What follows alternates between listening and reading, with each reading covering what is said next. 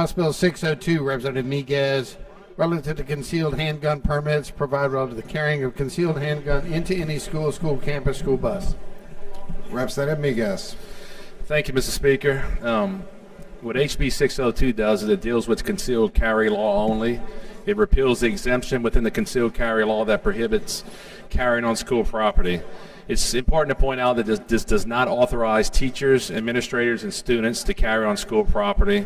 There were some other pieces of legislation that was offered in committee that did just that. This bill is a little different. Those bills dealt with school safety systems, and this bill deals with self-defense rights. The bill's been narrowly tailored to allow visitors who are on school property and who are there more briefly to carry. Perfect examples of this are parents and grandparents and relatives. It's important to point out that this only applies to concealed carry permit holders. In order to become a concealed carry permit holder, a few of the highlights are you have to be 21 or older, you have to be a law-abiding citizen with no prior violent crimes, no prior felonies, you have to receive training, you have to have background checks by both state police and the federal government, you can't have any substance abuse issues, any mental defect issues. It's the most strictest gun law that we have in Louisiana, and that was recognized by the federal government recently. The bill seeks to allow certain law-abiding citizens the ability to defend themselves on school property. It's also supported by the National Rifle Association. There was an amendment put on in committee that also made the bill permissive to schools. Schools under this legislation will still be allowed to prohibit certain venues and facilities from carrying a firearm, and they'll have to decide that. That's pretty much what the bill does. I'd be happy to answer any questions, Mr. Speaker. For a question on the bill, Representative Norton. Thank you, Mr. Thank you, Mr. Thank you, Mr. Speaker. Am I on? Okay. Thank you, Mr. Speaker. Something still don't sound right. Can you hear me, Representative Miguez? It's a little low, but I can hear you, Representative Norton. How you doing today? It's a little low. Yeah, but I'll try my best. A question for you. What do you think the security at the schools' responsibilities are? The security's responsibilities at the school? Yeah, what do you think their responsibilities are? To keep the school secure. To do who? To keep the school secure. And meaning what? Secure and safe. Oh, safe. So security means to keep something secure and safe. Something?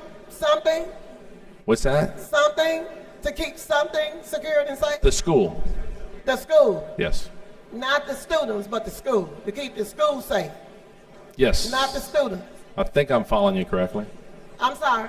I think I'm following you correctly, Representative Norton. You may have to add a little bit more to that. No, you need to add a little bit more. Okay. Yeah, you need to add a little bit more so you can give me the reason why you think that security is at the school. It's not there for the school. The school is just a building. Right? Okay, Representative Norton, I mean, you may be getting a little confused on this piece of legislation with some of the other legislation that was offered this session. Okay. There's some other legislation that deals with school safety systems. This just deals with self-defense. The permit carriers under this bill would not be required to be part of a school safety system, would not be required to be a security officer or to keep the schools safe. They only want to protect themselves and their loved ones when their loved ones are near them. I think you're getting a little confused about your bill. No. I think you are. You may be the one confused. We'll disagree on that.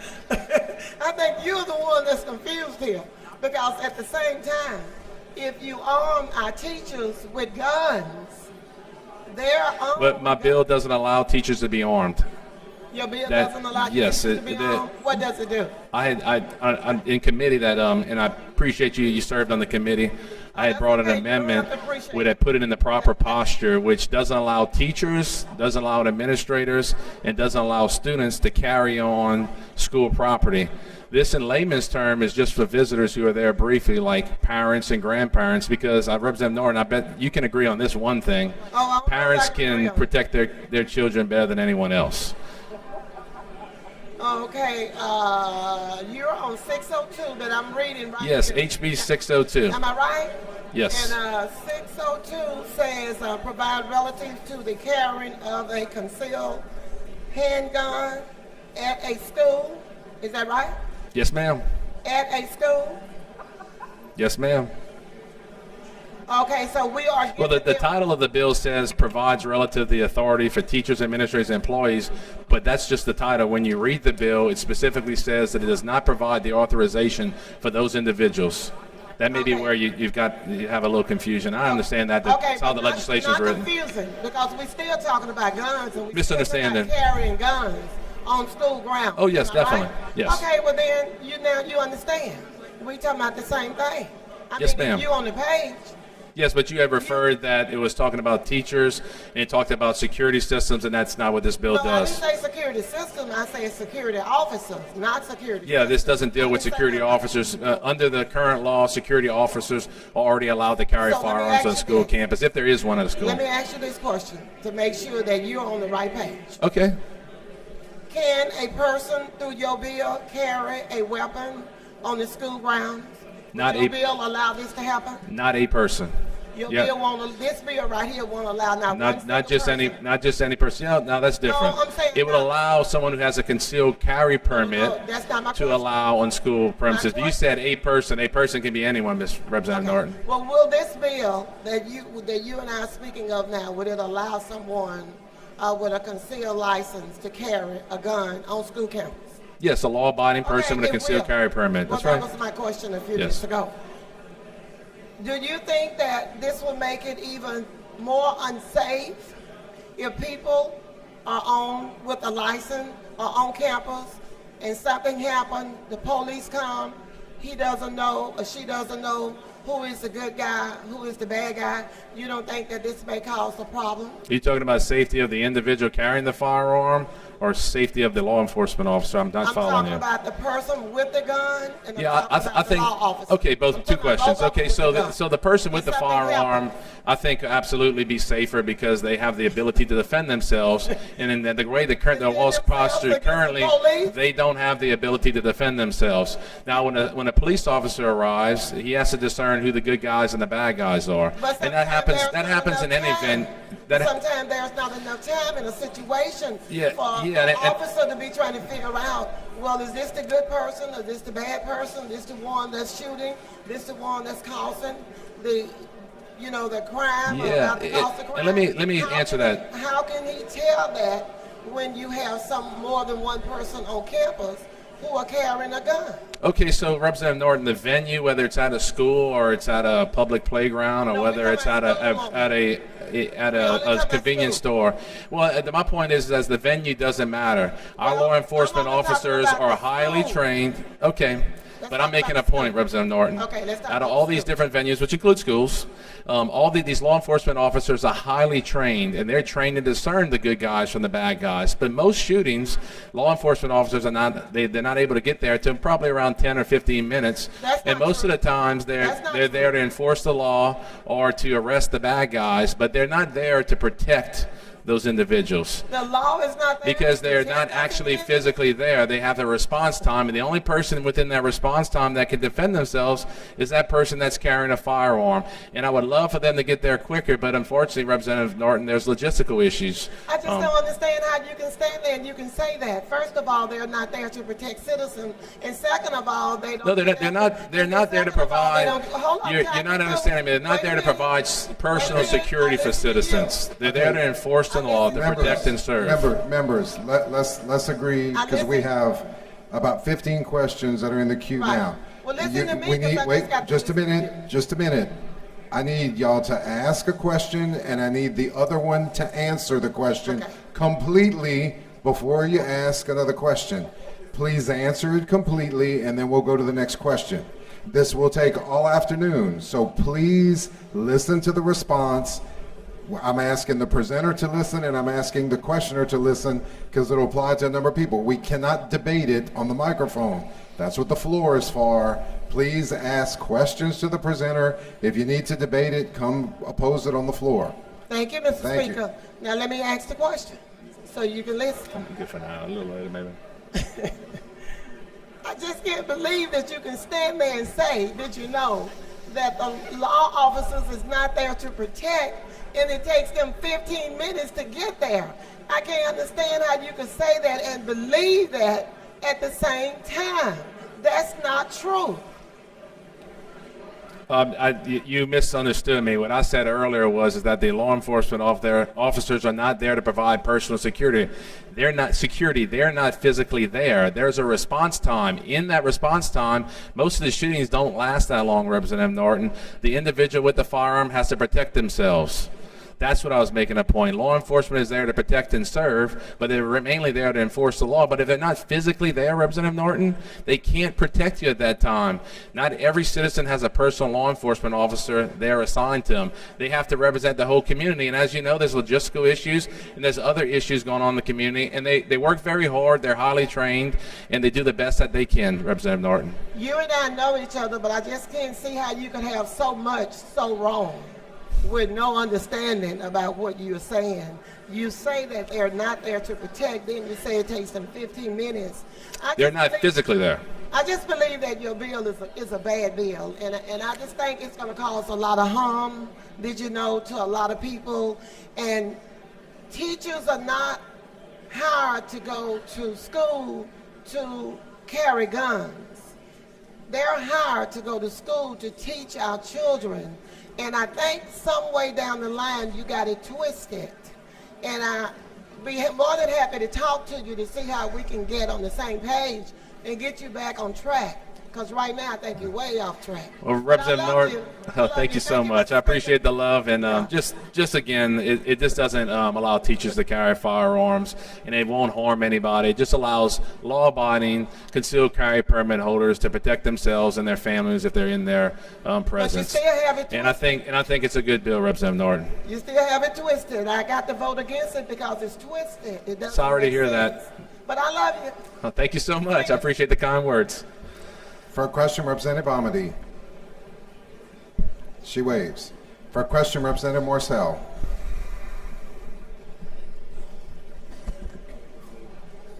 Thank you. Representative Miguez, help me to understand. You keep saying law-abiding citizens to be able to conceal carry onto school grounds, and this is from K through 12, or is this all schools, including universities? Help us clear that up for me. Yes, all school property. All school properties, right? Can you tell me how do you envision the people in the schools being able to figure out who's law-abiding citizens that have the permits? Are they to check the permits? What is that process going to look like? The same process as it would be in public now. If a police officer approaches someone who has a concealed carry permit. Not a police officer. Stay with me. Stay with me. I said school. Schools, school, okay. because we're talking about schools, right? So That's right. I'm the principal at an elementary school, and somebody comes in with a concealed weapon, and perhaps somebody sees it and says, well, they have a gun on campus, right? And they report that to me. How am I to know whether that person is a law-abiding citizen, as you keep saying, with a concealed carry permit? What am I supposed to do as a principal? Am Under that I supposed to check hypothetical in situation? identification? Yes. Do you realize how much time this could take for a principal to take away, or a teacher to take away from instructional matters in order to identify whether or not this person should or should not have a weapon on campus? It wouldn't be them to decide. So you're basically saying, if I got you correctly, is that there is someone, a school administrator, who's alerted to someone carrying a firearm. They may have saw it, because this is for concealed carry, so you should not see the firearm. But but maybe the wind was blowing and you saw his gun, right? Let me help you. Okay. You know, a lot of officers carry concealed weapons and they're under their coats. That's right. But if you're smart and you can look at it and it has the imprint of a gun, Okay. you kind of know it's a gun. And if you're from- Regardless, you're Wait, saying wait, they're wait. alerted to the fact that someone's Right, carrying but a I'm firearm, just so we don't need to get into those details. I'm giving you an example. Because where I'm from, we kind of look for guns. Trained, We know huh? what they look like. We train to look for them, and we know what they look like, Okay. right? So somebody sees the gun. I'm the teacher, and it could be the teacher, because I think we would want our students, if we see someone with a weapon on campus, to notify the authorities. Would you agree with that? What's that again? Okay. Would you agree that if there are students on a campus, would you want that student to report if they saw a gun on campus? If they were concerned, I guess they would report Not if they was concerned, Yeah. if they saw. Yeah, I guess that's reasonable. Yeah, we can go there. Right? So the student comes to me, I'm the teacher, and Mm-hmm. says, I saw this man on campus and I saw a firearm. gun. What am I to do as a teacher? I got to stop instructing the class, what's the process? I go to the principal. What do we do? Call the school board? What do we do? Call the state and see if this person is really licensed? Under the hypothetical, you would do if you saw any other potential safety violation, if you had a fire, if you saw anything you were concerned about, you would most likely report that to the administration, most likely the principal. And if the principal would vet that concern and they thought that it was a danger, they would call the police department. The police department would come over. They would approach the. Well, that's just how life is. They would approach the person with the firearm. Our current concealed carry law says that person must identify that he is carrying a firearm and present his identification. And then they would find out that he is a concealed carry permit holder and everything is okay. And again, like I pointed out with Representative Norton, the venue does not matter. The process would be the same. It would be the same as if you're in a private business or if you're in public and you had a concern. If you truly had a safety concern and you were worried and you had a fear of that, you would call the law enforcement. Law enforcement handle that like they'd handle any other claim. So let me help you with something. Or you can maybe help me. So you say you handle it like any other situation. That's right. I'm a parent. I have a concealed weapon permit and weapon on me. I come to school to drop off my child. And you're saying that really the motivation behind this bill is to be able to protect your child all the way to the school door, because I was in the committee and that's that was an example. right? Well, mainly to protect yourself. It's a self-defense right, Right, but you could also right. protect your child when they're in your presence. But as we talked about in committee, but I just gave you one particular hypothetical. Once you walk them to the door, in the committee, but I got a little bit more time right here. then So you would let me turn them finish. into the care custody of the school. That's right. Well, we're Okay. just So now you bring up another good point that I really hadn't thought about till we started walking through this. So now we're going to call the police officer. So are we to hold the parent there? How does that work? I'm on my way to work. Who gets to hold me there? Wait, who gets to hold me there until the police comes for me to for the administrator to figure out whether or not I have a concealed permit or not? How does that work? Well, Because first I'm of the all, I parent think now. it'd be very unlikely per concealed carry law that you'd actually see the firearm on someone. But you're talking about the very minuscule chance that you saw an imprint on someone and you're going through this process. It would be like any other situation where you thought a potential crime was committed.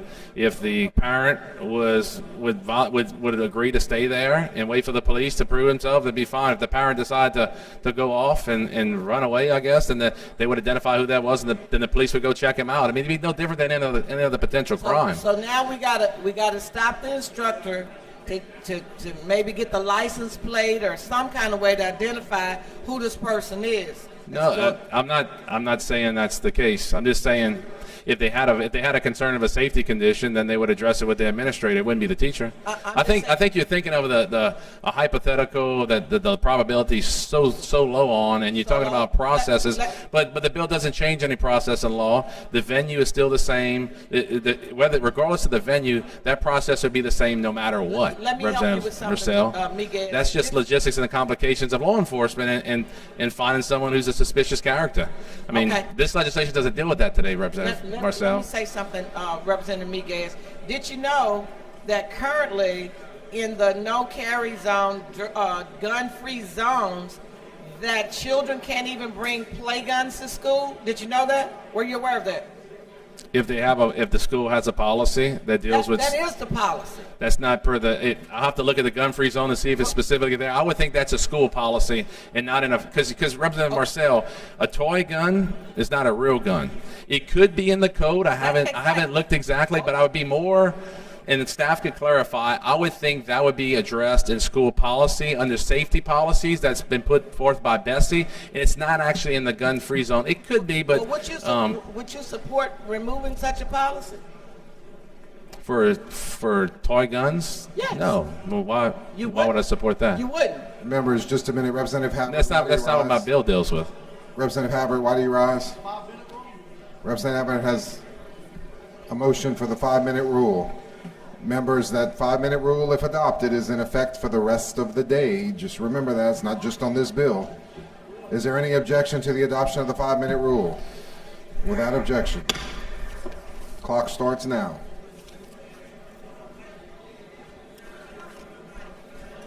Got my mic back on. There you go. Okay. Okay, let me tell you where I'm going, Representative Miguez. There was a situation where a 10-year-old went to school with a Nerf gun, an orange Nerf gun. And you're right, it is not a weapon. But the teacher saw it in his backpack. His 3-year-old brother had placed the play gun in the backpack. What do you think the response was from the school administrator? That they wanted to expel him, not suspend him, expel him for bringing a play Nerf gun in East Baton Rouge Parish. And that he didn't even know was in his backpack. Yeah. Right? So now we want kids to say it's okay to bring real guns on school campuses. Is that right? Because I'm telling you, in East Baton Rouge Parish, the policy is you can't even bring a toy gun. And it doesn't even Representative Marcel, you're off base. You're outside of my bill premise. And if you want to bring a bill to address that, we can take a look at it. But I just reviewed the code while you were speaking, and there's nothing in here that talks about toy guns. The firearm-free zones, it's like the title, only deals with firearms. Toy guns are dealt with school policies. My bill doesn't do anything with school policies. My bill actually doesn't even go into firearm-free zones. My bill doesn't go into any of that. It only deals with concealed carry law, and concealed carry law is very specific. So let's get back on topic, Representative Marcel. Miguez, let me help you. I'm getting ready to wrap up. Okay. But I beg to differ that they're not related, because we're still talking about bringing guns on the school campus. But we're going to leave that alone. That's why I brought that up to you. So now, the other thing is, are you aware that the school teachers, the law enforcement officers, the security people, they're lined up that they are opposed to this bill, the administrative, all the way down? Are you aware that they are opposed to this bill? And if it was a good idea, wouldn't you think as educators and law enforcement officers, they would be for this? There are also people that are also in the same group that you mentioned in support of the bill. I mean, there's people that support and oppose bills individually that are teachers and that are law enforcement officers on a lot of different issues. I mean, that's every day in this chamber.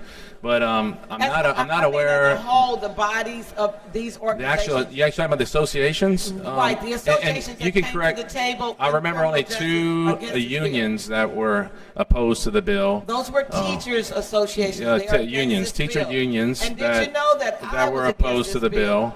What's that? Did you know that I was opposed to this bill?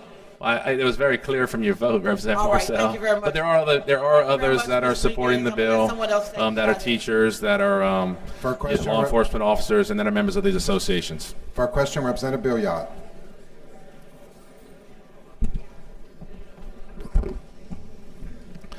So really what we're doing is that we're authorizing the local school district to decide who's going to carry a gun on campus. You're in reference to K through 12 is what you're talking about. Exactly what the amendment in committee did. It still authorizes whatever their governing authority is per that structure to still prohibit certain venues and facilities from the possession of firearms. Right, so somebody who has a concealed weapon permit enters the school, doesn't know about it, and is on that campus with that gun, can be arrested. Because did not get permission from that governing authority to allow him or her to come on campus. Is that right or wrong? That's very similar to current law, yeah. Right or wrong? That's right. Yeah, that's right. Okay. If they don't have permission in those venues and facilities, That's right. then you're assuming that the venues and facilities are prohibited, and we're in a hypothetical that that my bill is law. Yeah. Okay, so if someone walks into a campus, has a gun, and for some reason, I don't know how they're going to identify if they wear a hat that they have a gun. No, we don't do that. No, let me finish. If they have a hat, do they have some type of identification on them on the outside so they know, so they walk into a campus and someone sees them with a gun. On their side, let me finish, on that side, how does that person know from the beginning of the conversation, how does that person know who they're dealing with that concealed gun on them? Who's the person? You talking about the concealed carry permit holder? The person walking onto campus has a gun. Yes. You the principal. Okay. Okay? The- How do you know if I have permission to be there with that gun? The current law states that if you, Yeah, if, okay, you'll walk. You'll yeah, walk. but it's already in current law that if You'll you want, walk. my law in current law, if you wanted to prohibit, let's say, a building, can I use that as a hypothetical? Then you have signage, you have it in your policies, and the concealed carry permit holder would know that. Okay, just like he knows now that he can't go on a school campus because there's a sign. There's a sign at every door of every building per law now that says you can't bring a firearm in this facility. So he would know that I'm not authorized to go in there. It's up to the concealed carry permit holder who has been trained and has certified that he understands the law and that it's his responsibility to know what the law is, just like it's your responsibility as a citizen to know what the laws are. Well, we're gonna put on the local principals and the local school teachers to look for concealed weapons, and if they have one, then we have to ask them for the identification of what they have, because everybody who's gonna come on campus now who has a concealed weapon is gonna have to be checked, correct? Well, what about criminals that have firearms that bring them on the campus? Are they checking them now? You have to ask yourself that. So there's no difference. You're just saying, so it's okay to check the good guys, and we're going to do that, but the bad guys, let them through, and we're not going to check them. And because they don't have to follow the law already, Representative Billy. I didn't say that. But law-abiding citizens do. And this bill only deals with law-abiding citizens, not criminals. No, we're not talking. We're talking about the personnel at the school who are going to have to determine. No, they're not required to determine that. They're not required to determine that in this bill. They're not? No, the burden goes on the concealed carry permit holder to know what the law is, whether it's this law, it's current law, or this law, and know that he has to follow the law, because in order to be a concealed carry permit holder, you have to be a law-abiding citizen. And if he is in violation of the concealed carry code, you know what kind of consequences those are? You get your concealed carry permit revoked. There's a very extensive code at how you can get your concealed carry permit revoked, because it's our most strictest gun law, and we hold those individuals at a heightened standard. And if they break the law, they're not a part of this class of individuals anymore. Okay. Were you ever a school teacher? What's that? Did you ever teach school? No, I don't. My wife is. I haven't taught. Okay. All right. So, once again, I'm just going to ask you, how are we going to have the people identified on who's carrying a weapon onto a school ground? The whole point of carrying a concealed weapon is not to be identified. It's, okay. All right. Thank you.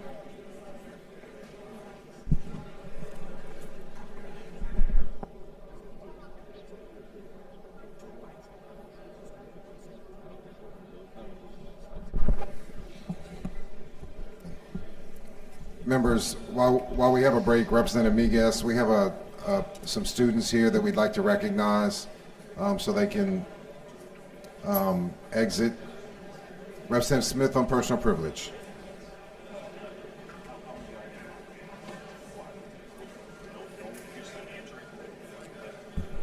Thank you, Mr. Speaker, and we apologize to you for having to sit in and listen to this gun debate, but I know you've gotten some information. But Mr. Speaker, today we want to recognize the Madison Prep Academy boys basketball team for winning the Class 3A state championship game at the LHSAA boys basketball tournament in Lake Charles on Saturday, May 10th.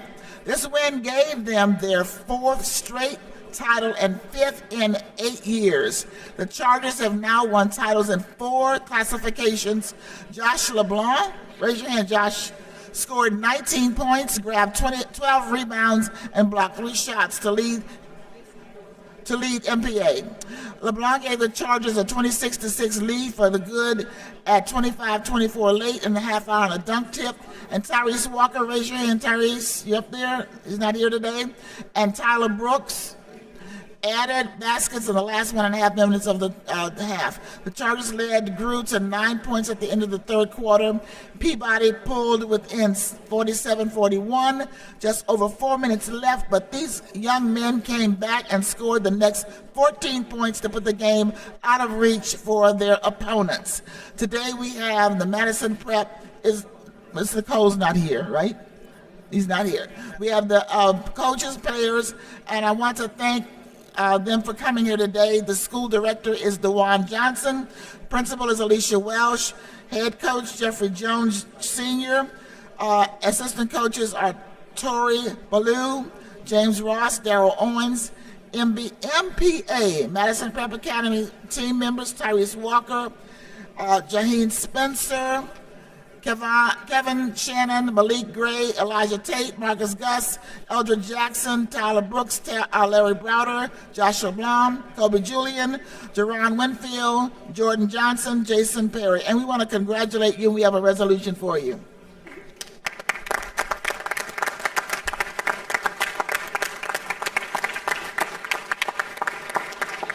The resolution, Mr. Clerk. To commend Madison Preparatory Academy boys basketball team upon winning the 2018 LHSAA Class 3A State Championship. March 10 of this year in Burton Coliseum, Lake Charles, the Madison Prep Chargers cemented their legacy in the annals of Louisiana basketball with an electrifying 69-50 win over Peabody in the LHSAA Class 3 Championship, their fourth straight title and fifth in 8 years. The win capped an up-and-down season for the Chargers, who played several games without some of their stars and several other seniors due to injuries. Head coach Jeff Jones skillfully mixed the athletes who could play to achieve a season win-loss record 26-6. The stellar leadership of Coach Jones and his assistants contributed to the exemplary play of the season Madison Prep Chargers. The Madison Prep has extended its pedigree of champions. Its boys basketball team have competed in Class B, Class 1A, Class 2, and in 2018 the Class 3A win. Their legacy is that of state champions. Coach Jones has instilled an ethic of winning in these fine young men and has demonstrated leadership and motivational skills that have led to the success both on and off the court. It's appropriate to recognize the well-deserved title that Madison Prep Academy Chargers have earned. Therefore, be resolved, the House of Representatives does hereby commend and congratulate the athletes, coaches, and management staff of the Madison Preparatory Academy boys basketball team for winning the 2018 All-State Sugar Bowl LHSAA Class 3 State Championship. Thank you, Mr. Clark. Congratulations, gentlemen. Congratulations on your championship, and welcome to the House of Representatives. Thank you for being with us.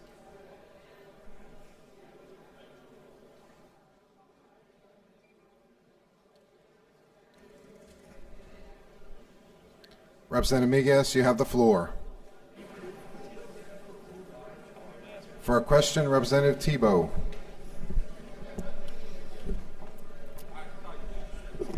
Hi. Thank you, Mr. Speaker. Representative? Representative Miguez, let me ask you this. So if a school board wants to exempt out or create a policy where at certain venues, a 5th and 6th grade basketball or volleyball game, or you got donuts with dads morning in the cafeteria, if each and every school board across the state wants to exempt out on their campus, on their school grounds, from allowing concealed carry permit holders to be on campus, do they have the right to do that? Yes, under the bill, the way it's currently written, they do. Okay. That's all I have. Thank you. Thank you so much, Representative. For a question, Representative Carpenter. Representative Carpenter for a question. Thank you, Mr. Speaker.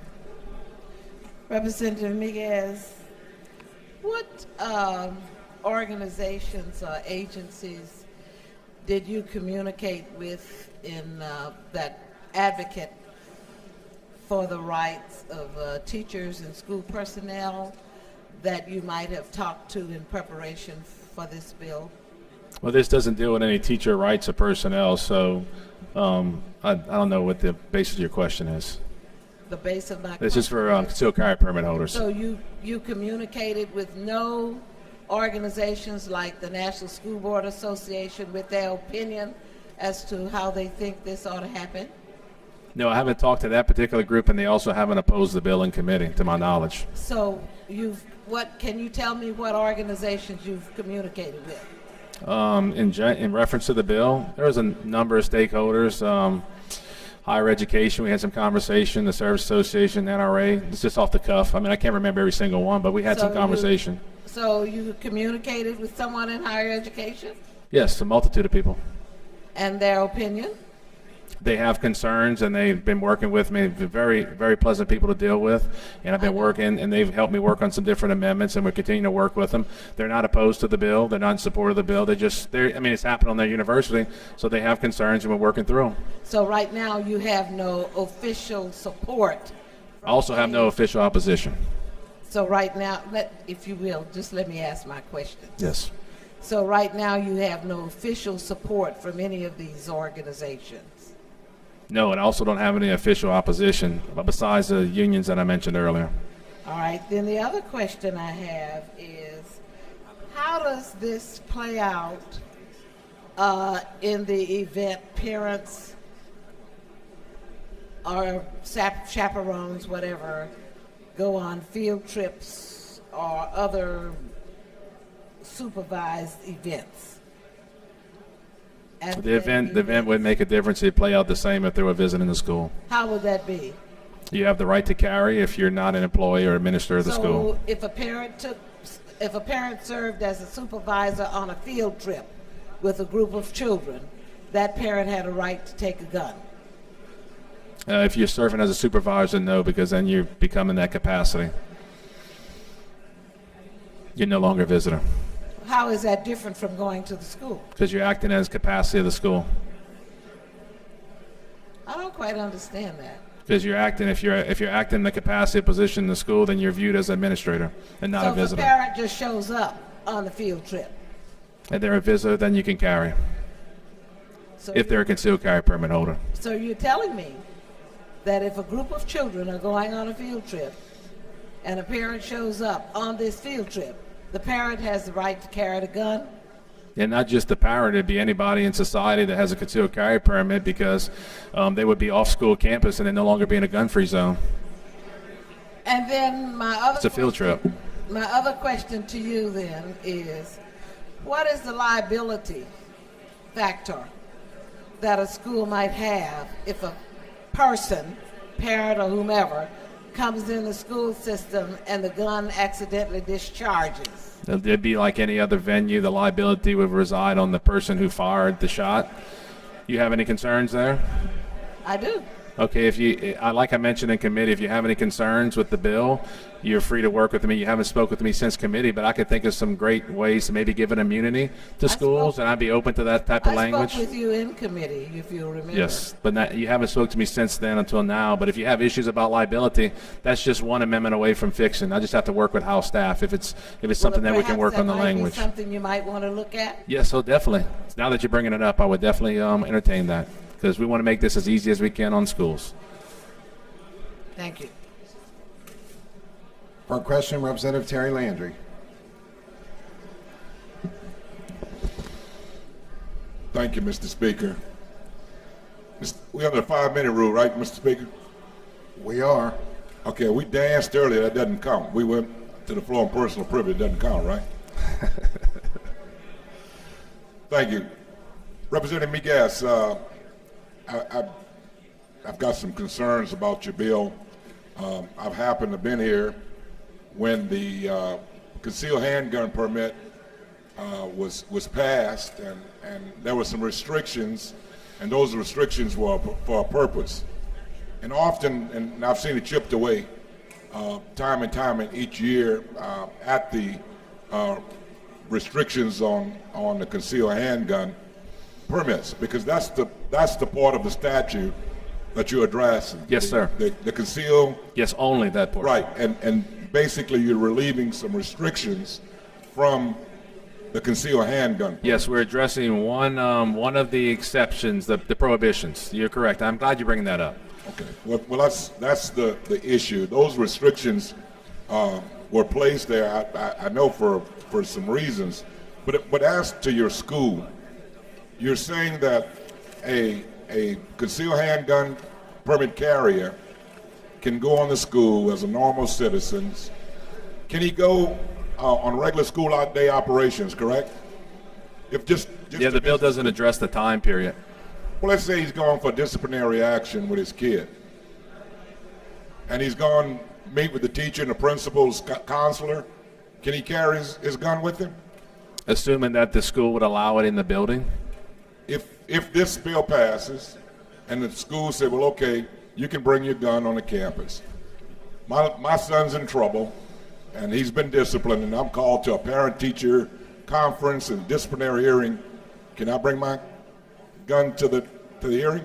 If you're a concealed carry permit holder, which means you're a law-abiding citizen, and you also I don't read and you're also allowed, the school has allowed you permissibility, because I have permissibility in the school. Well, the in interpretation the of a bill, excuse me. law-abiding citizen Is a concealed carry permit holder. It's very subjective, because there is no data to prove that people that own concealed handguns have never committed a crime. That's what you're assuming. You're assuming otherwise? I'm assuming that people are human beings. Yes, and I would be human beings break the laws, not laws. I would be very safe in my statements that, if any, a very small portion of concealed carry permit holders are committing any violent crimes with guns, and if they do violate any other law prior to doing that, they would have their concealed carry permit revoked. Okay. Wouldn't you agree? Common sense, huh? I've got the common sense part of Yeah. it. I'm just trying to figure out what kind of signal are we sending kids. We send a message to kids: if you see something, say something. Don't we do that constantly? That's the new deal. Not just say no, but if you see something, say something. Is that pretty consistent? I think that's just common sense. You see a danger, you should alert your teacher, your administrator. Have kids in second, third, fourth grade discern whether a person is a concealed handgun or it's a bad guy, or an eighth grader or a ninth grader? Well, that's why you have administrators to vet that information. We don't force kids to enforce school policy. They bring information to administrator, and that administrator vets it and determines whether it's viable or not. The adults do that work. I know school administrators have now, because of things that have happened throughout the country, are now trained to confront individuals or to be on the lookout for it. But how do you confront someone as a teacher who's just visiting the campus to get his permit? Let me see. How does that work? Tell me how that exchange is going to work. Well, if you show up at senior high tomorrow. I think first of all, I wanted to point out, because you had made a point earlier, that you can't have a constitutionally protected area. You can't have a firearm in your vehicle. So the firearm's there regardless of this bill or not. So this bill allows them to take it out of their vehicle as long as the school permits them to come into the building. So it would be no different than in any other venue. You know, if you're a concealed carry permit holder and you work for state police, and you guys at the public safety department created the curriculum of training, and in that training they teach you that it needs to be concealed. You shouldn't show the firearm, brandish it. You should only use it if you have to defend yourself. And in most cases, Representative Landry, they wouldn't even know the firearm's there, and it would be a non-issue, because again, these are more probable than not, 99% or 95 plus 99, I'd actually go with, they're law-abiding citizens who have met these strict qualifications. So I think it's a non-issue. Well, I beg to differ with you on that. Respectfully disagree with you on it, Representative Miguez. Can a concealed carry permit holder bring a gun into this chamber? No. But we're going to allow them to go to schools. Well, there's a difference there, Representative Landry. This place has provided adequate security. I could probably walk out this door and count 10 state troopers. You don't see that at our schools. And you also don't see metal detectors. You don't see bag checks for most of the schools, at least the ones I've been to in my district. Well, our schools are not fortresses, they're schools. Exactly. That's the way they're intended to be, is to be a kind of free movement for parents and people to come in and not be a fortress. We can move them on a military installation and maybe protect them a little bit better. I agree that we're very fortunate in this chamber to have so much security, and I bet you would agree that if we had if we had the funds, we'd probably like to do that in our own schools. But unfortunately, fiscal issues Mr. Speaker, arise. I'm getting pretty close to my time. You're about 4 seconds over. Okay, well, thank you, Mr. Speaker. I'll see Mr. Miguez on the floor, my dear friend from New Iberia. Thank you so much, Representative. Merci beaucoup. For a question, Representative Carmody. Thank you, Mr. Speaker. Representative Miguez, would you agree with this statement, Louisiana, we must save our children? All right, let me get on to the bill. As I appreciate it, the bill does not allow any teacher or student or administrators or any employees of that institution, school, to carry a weapon, correct? That's very clear in the bill, Even yes. if they're a concealed carry permit holder. That's very clear, because we wanted to narrowly tailor the bill. All right. The bill's permissive and would allow the governing body of each school to restrict the carrying of firearms within certain venues and facilities. I'm curious, when you say that, that would be maybe a gymnasium where there would be a basketball game going on. That's right. Or a football game where it's That's a big right. rivalry. A great example is like you couldn't carry in Tiger Stadium under this Into bill. Tiger Stadium. If We all know what that if the is. LSU governing body said that we don't want guns in Tiger Stadium, that changes nothing. All right. This bill. My recollection as to when I took my concealed carry, and the training was very thorough in order to finish the class and Right. receive my permit. One of those instructors, the two state troopers, instructed us on the fact that if we were involved in a situation where we had to produce our firearm and that law enforcement was responding, that we would lay our firearm down with our hands up so That's right. that those law enforcement officials would not confuse us with the bad guy or the bad lady. That's right? that's correct. The state police put that in their curriculum. It's common sense. It's common sense. You don't want to be shot when you're not a person That's that's right. doing anything other than trying to protect yourself or protect others around you, correct? But until police show up, you want to have the ability to protect yourself, and that's why we have a concealed law statute. And my last question is this. The percentage of concealed carry permit holders that violate the law, do you have any idea of what that is? I don't have the statistic today, but I'd be very safe to say very, very small, if any. That's that was common what the sense. instructors had said, that once They agreed. I'm glad to hear they that. agreed that it was a very small percentage.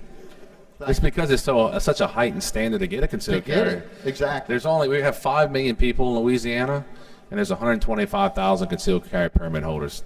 Less than 3% of our society. Thank you, Representative. For a question, Representative Smith.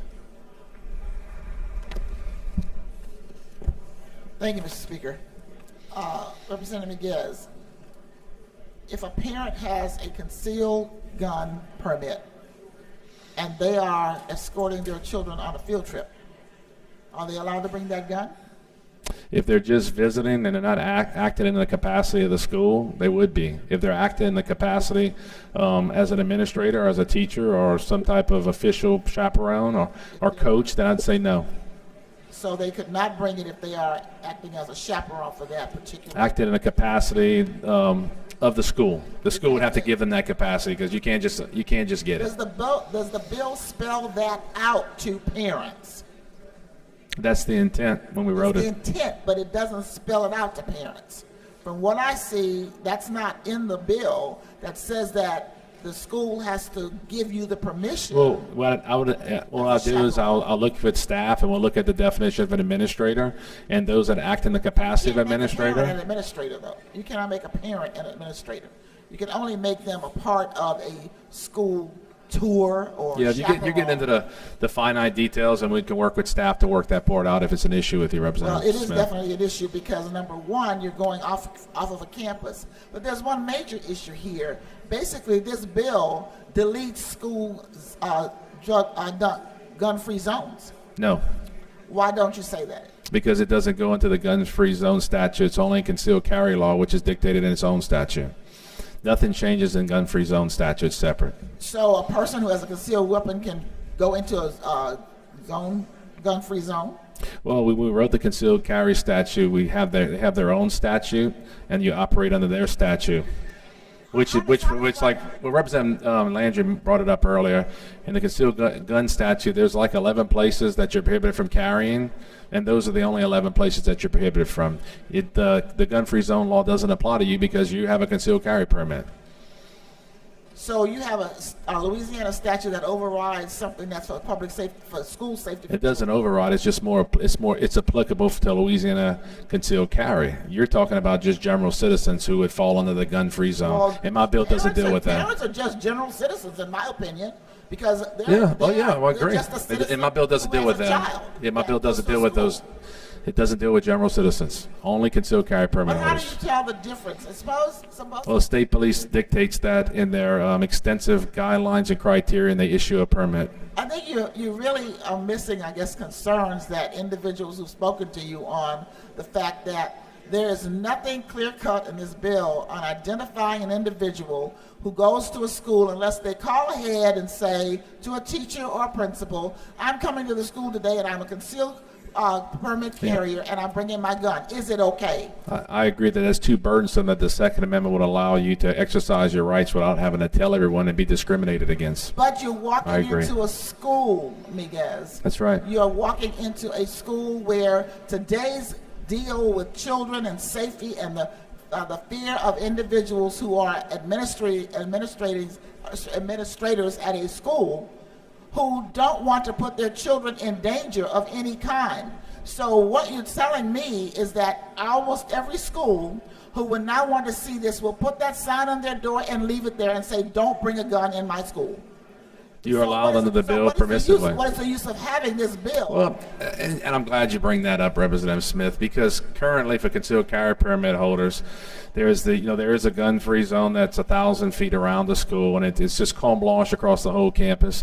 And what this does is it just more narrowly tails the law, because Representative Landry brought up an important point that the concealed carry law has been changed a lot since it was first enacted, but it's very important to point out that what has changed in our Constitution is now that we have strict scrutiny language in our Constitution, which tells this body that when we enact the laws, they must be narrowly tailored.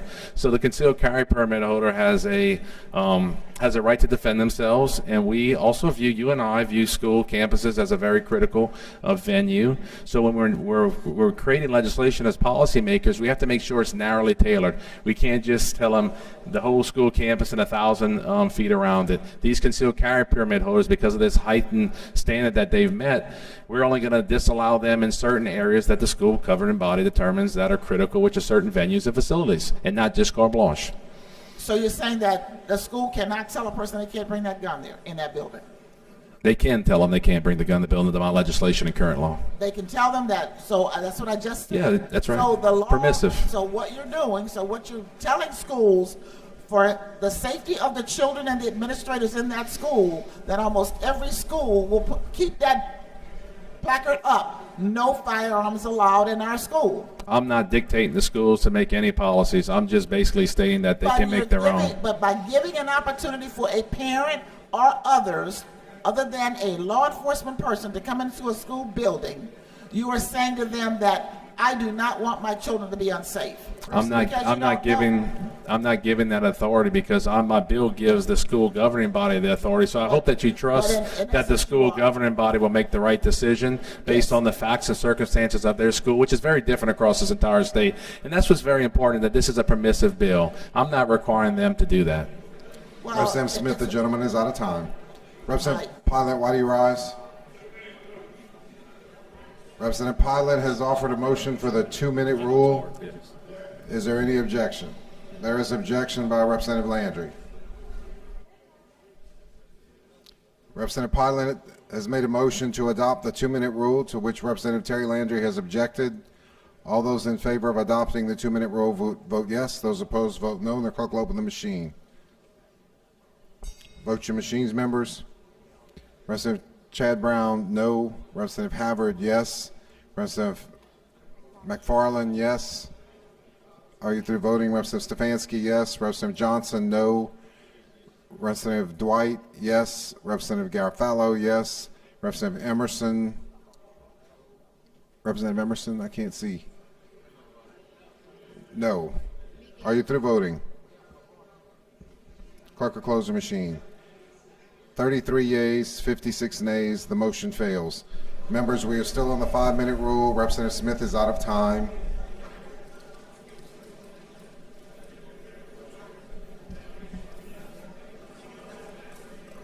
I'm sorry, Representative Smith. Can you turn on the mic? Just one statement, if I may. You made a statement, and I'm going to sit down as you clarify that the universities were not opposed to this. I'd like you to clarify this because they are not in favor of this bill. Yeah, they're neutral. That's right. They're neutral. They don't have to take a position on every bill that goes through this body. For a question, Representative White.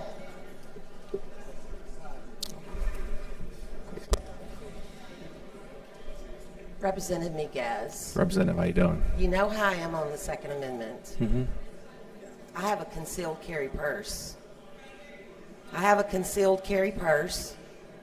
You cannot tell if I have a gun in there or not, but I don't. No worries. What I'm concerned about as a mother with children and children out of school, future grandchildren going into school, is about mental stability. And there is no guarantee that a concealed carry person, when emotions are high and low, especially in a school, when they run high and low, you can't guarantee that they're not going to use that gun in a way with school children all around to hurt someone. In order to get a concealed carry permit, you must not have any mental defects, and if you exhibit any, you can get your license revoked. Okay, that's a good one. And there's also whether they have a concealed carry permit or not, they could have a gun in their vehicle, which is just a few steps away under current law. Right. So as I understand it, though, a lot of one-time offenders that were violent offenders are in prison because of that one-time offense acting on emotion. And we had a friend, a trusted and respected person that walked amongst us that we would have never, ever dreamed that he would have done what he did. You know who I'm talking about. Now, I don't know if he had a concealed carry or not, but you cannot guarantee the mental stability of anyone. And if we're going to protect our children in schools, we need to let the trained people that can identify when a situation is bad or not in a school take over rather than a concealed carry, because I can tell you in my own experience that I was in a situation where a pistol was being waved right 20 feet from me. I'm thankful I didn't have my gun on me, to be honest with you, because I don't have the trained eye to realize it was a fake gun. It was a fake gun. And I know how you're supposed to engage. Not everybody knows how you're supposed to engage, right? Everyone that has a concealed carry permit should know how to handle that situation. They are trained on the concealed carry permit. They're not trained to the level of authority like police and everybody else. And Landry asked the question too. They're trained in their curriculum to know when and not to use their firearm and when to defend themselves. And you, Representative Melinda White, you make a great point that about all these different criminals that you mentioned earlier. That's why there are out there, and we can't guarantee that everyone in society is going to follow the law. That's why we need to allow law-abiding citizens to defend themselves. Exactly why I'm bringing the bill. Look at it from a different perspective, from the law-abiding citizen and not the criminal. They don't follow the law, Representative White. We're not talking about criminals now. We're talking about law-abiding citizens. They're not a law-abiding if they break the law. A concealed permit that you nor anyone in this house can guarantee their mental stability at all times. Would you agree with that? We can't guarantee anything in the world, but we can rest assured that if we're going to trust anyone in society, this group would be the group we trust. So if this bill passes, if this bill were to pass, then our children would be subjected to people that are considered law-abiding citizens that we all love and respect, and we know them, and we think they're part of the family, and then they get in there and they have a snap decision and they ruin their life and the life of many others with our children all around, including your wife, who is a teacher. And emotions can run very, very high in a school with a parent upset, with a parent thinking their child has been bullied, with a lot of situations that come to my mind where you can make that snap decision and do something with taking the law into your own hands when we have authorities that are trying to do that. We need a question. And nothing would be different if any other venue, a public playground, Toys R Us, the toys section. And I hope that you're not making the argument about repealing the concealed carry permit, because I think individuals have the right to defend themselves. I agree with that. And because a lot of the statements you're making, I don't know know if you have a full trust in concealed carry permit holders. And I'm not saying that that's what you believe, but I think that you should study that code and understand how it's the highest standard in Louisiana, acknowledged by the federal government. And I'd be happy to sit down and show you. It's very extensive. And if we're going to trust people in society with firearms, concealed carry permit holders are the ones I would want to trust. But I don't want them on my school grounds where my children and my grandchildren are. Did you know? I do carry. You know, I like my equalizer, especially as a female. I can get stopped on the highway with a Representative flat White, the tire. gentleman is out of time. And I want my concealed carry. I want my gun with me I to equalize the situation. However, I don't want that walking into schools because I can't tell if a person is in a mental state of mind is right or not, and in a heat of the moment. And I just. But when you decide to vote on, did you know? Bill, I'm sorry, and I really don't care what NRA thinks about that one. Whenever you decide on this bill and you consider it, consider the fact, just change the venue. Those children would be in other situations like public schools, and it'd be the exact same scenario. Our children don't just stay at school, Representative White, and I think you're on the right track. I just promise me that you'll consider that I don't think it's going to change the safety. Actually, I think it'll make parents and them, their ability to protect their kids, actually make it more safe in those incidents when they're there with their children. Okay, y'all are out of time. Just consider that for me, please. Representative Gaines.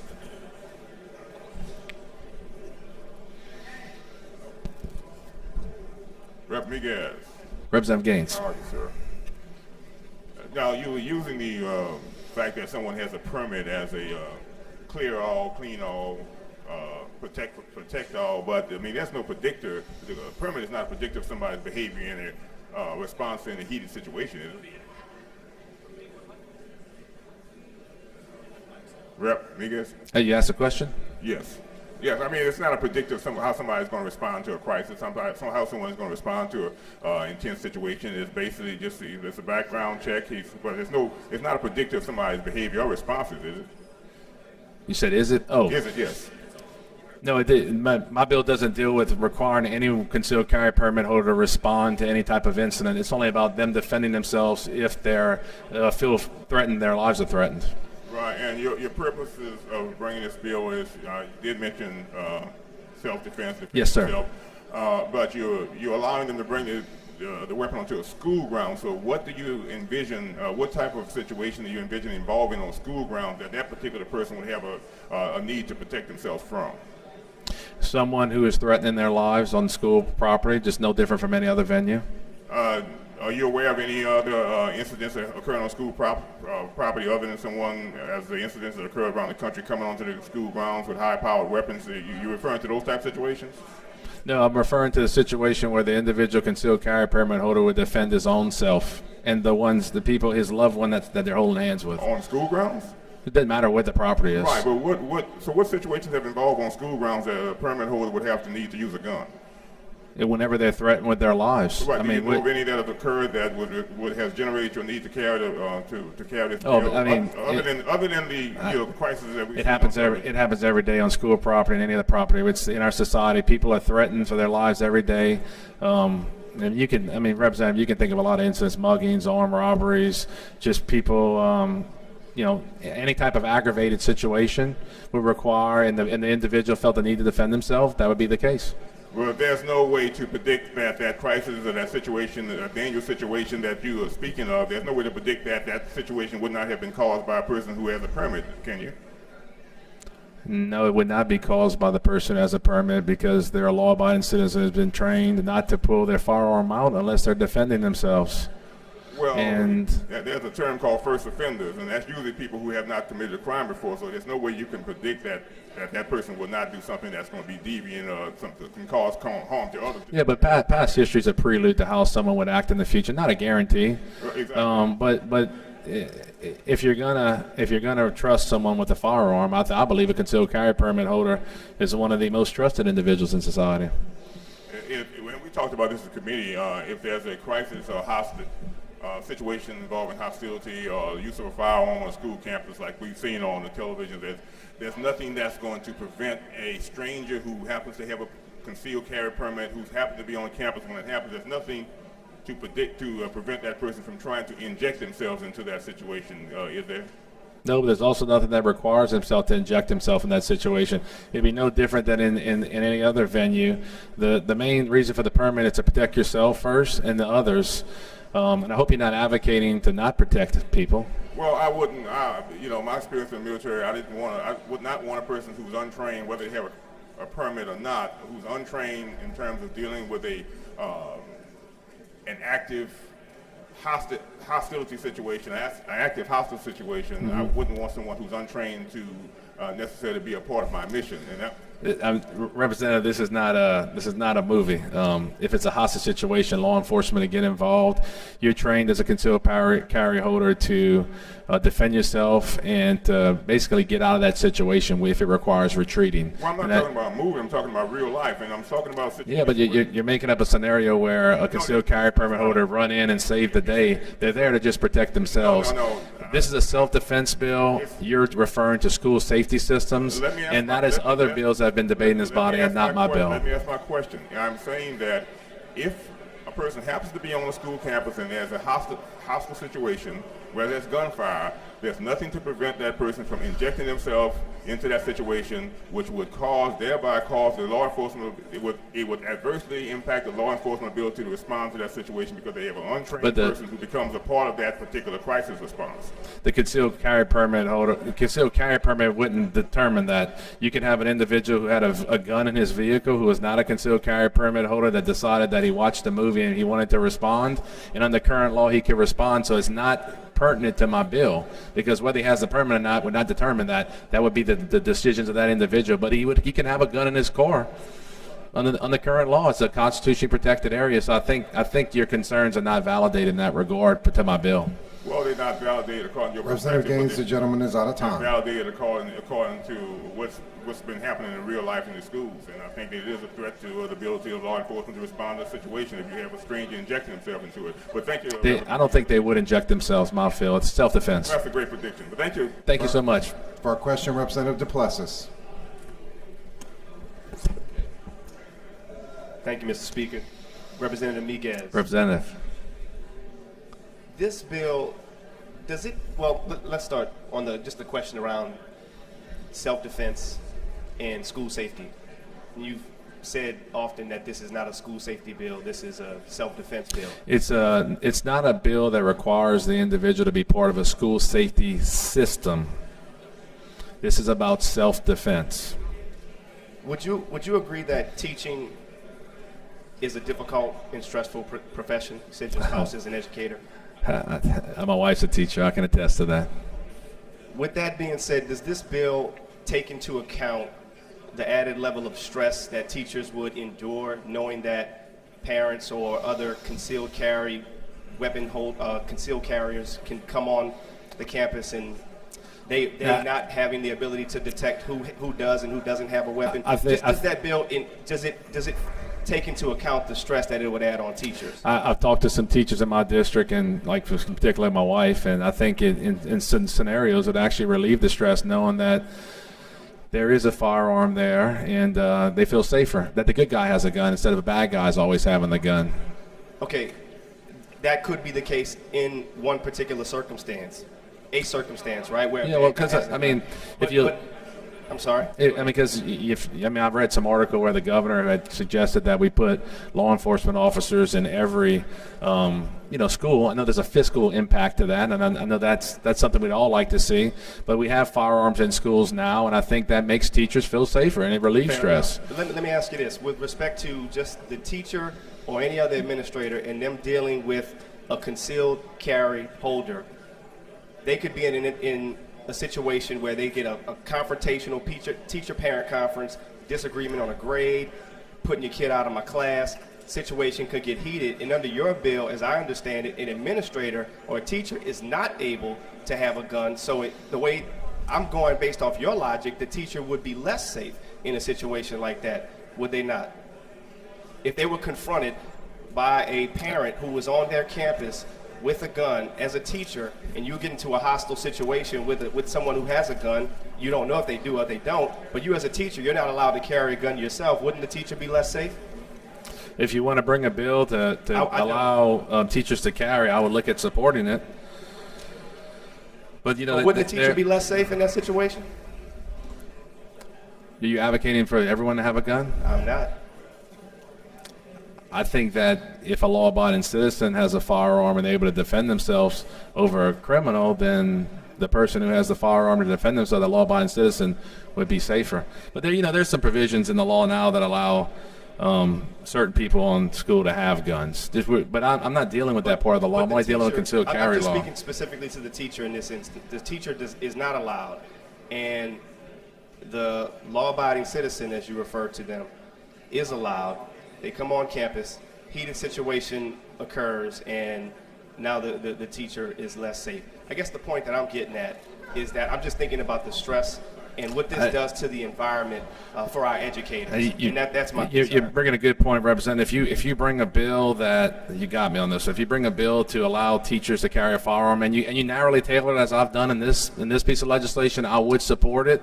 Because I feel that law-abiding citizens, whether they're teachers or not, should have the right to defend themselves, should be able to carry a firearm.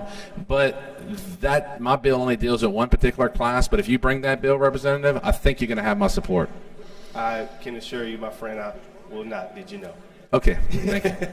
but if you change your mind, I'm there. I would love to continue having the conversation with you. Always, Thank you, Representative. Thank you so much. All right.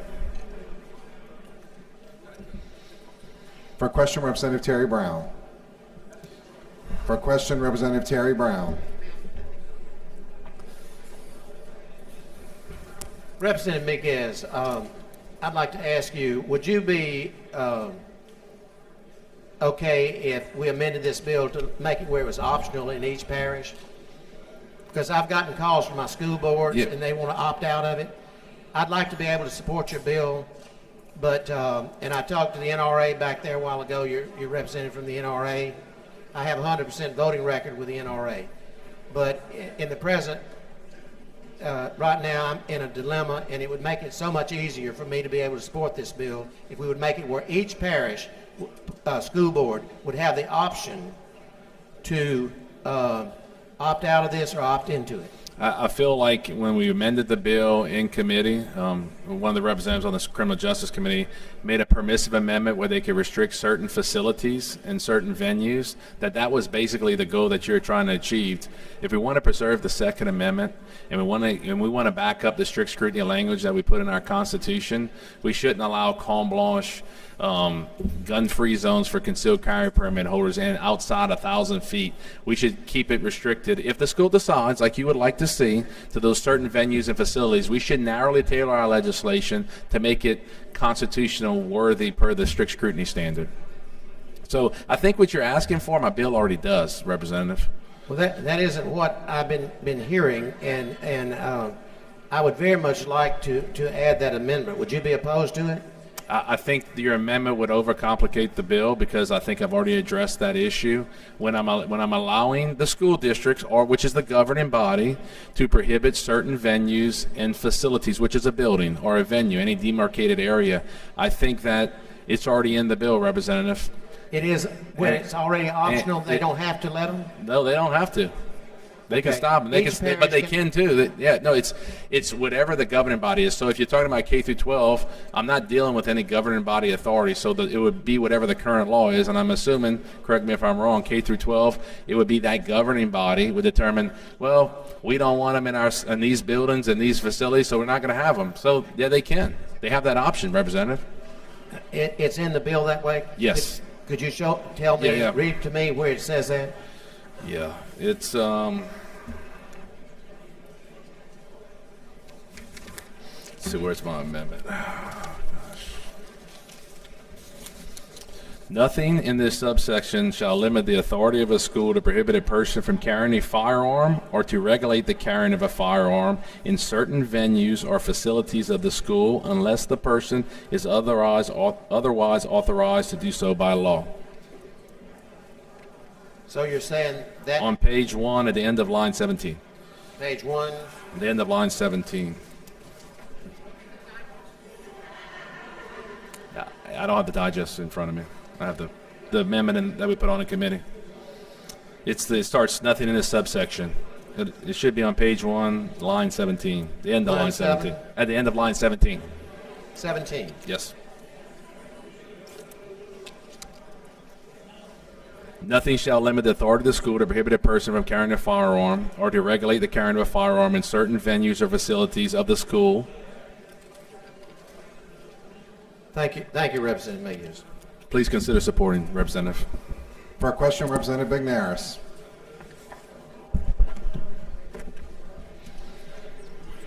For a question, Representative Cox. Brother Miguez, Representative Miguez, you keep saying that the training that we receive for the concealed handgun is sufficient enough. I've taken the training. It ain't. And I'm telling you what I know because of the fact that, did you know, if someone's on a campus and they have the handgun, what, you're saying defend yourself, what is the situation?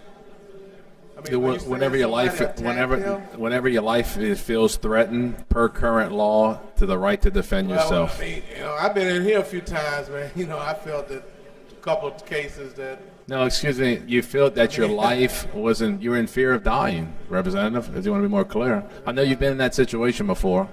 Yeah, you know the difference. Know about, possibly dying. I've been close to it several times.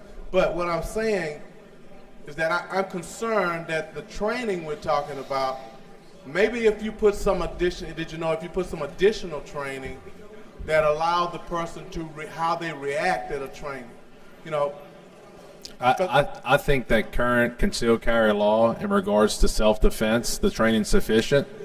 This bill doesn't deal with being a military personnel or a law enforcement officer or someone that's part of a school safety system. We could have that debate if that was the bill, but since this is only self-defense in certain areas, I don't think that's needed, Representative. Did you know, I didn't want to see that scenario, did you know? That say, for example, we have a graduation and somebody show up with their concealed. The problem is that if somebody drops a gun and I'm there, immediately that person then can be identified as a possible person that could be shot. I mean, even you're a sharpshooter, man. I mean, if I needed a team, you'd definitely be on it. Thank you. I appreciate the compliment. The point is what I'm saying is, if somebody dropped a gun, immediately you would identify that person. And me, I scope the room and immediately that person would be a target of interest. But I have this, I'm going to go through another process beforehand. I don't think the people have that. Do you think they have that ability to do that? In the concealed carry training, they are taught that if the gun, a different example is the gun was aimed at them and someone was threatening to shoot them, they would probably defend themselves. But if a gun was negligently dropped, it would raise attention, Representative. But I don't think a concealed carry permit holder would become an aggressor and shoot that person. They would only use their firearm if they had to defend themselves. And you don't need to defend yourself when you accidentally drop a gun. Okay.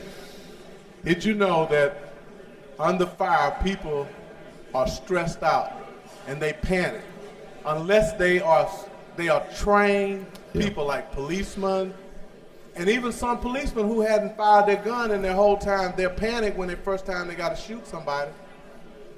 And the other thing, did you know that once you pull that thing and you pull the trigger, you can't pull that bullet back. That's right. That's what they teach you in the training. That's right. And I'm going to tell you something else. What they don't teach you is that you never forget the first man or the first woman or whatever you killed. That stays in your mind forever. I'm concerned that the people don't have enough training to be taking it on a campus. And if I was a teacher, did you know, I would be upset because I'd be concerned. I go in there because Billy Joe's been bad. And he's been messing the class up and causing me problems. And I tell you the truth, and you get upset, and we have somewhat of an altercation or something, and it can happen. Does that person have the restraint not to use the firearm? That's what, because he's been background checked and the criteria, the prelude of his background would show that he does have the restraint because he had the training. And you mentioned earlier that someone's under fire and they operate differently. If it's under fire, that means you're getting shot at. You have the right to use your firearm to defend yourself. Wouldn't you agree? I agree. But what under fire is for me and you are two different things than someone, did you know, who have not carried And that's why Louisiana State Police put that in their curriculum for concealed carry permit holders, so you can determine the I went difference. to that class, man. I'm telling you, it does not. Did you know? It There's does not get you to be able to identify.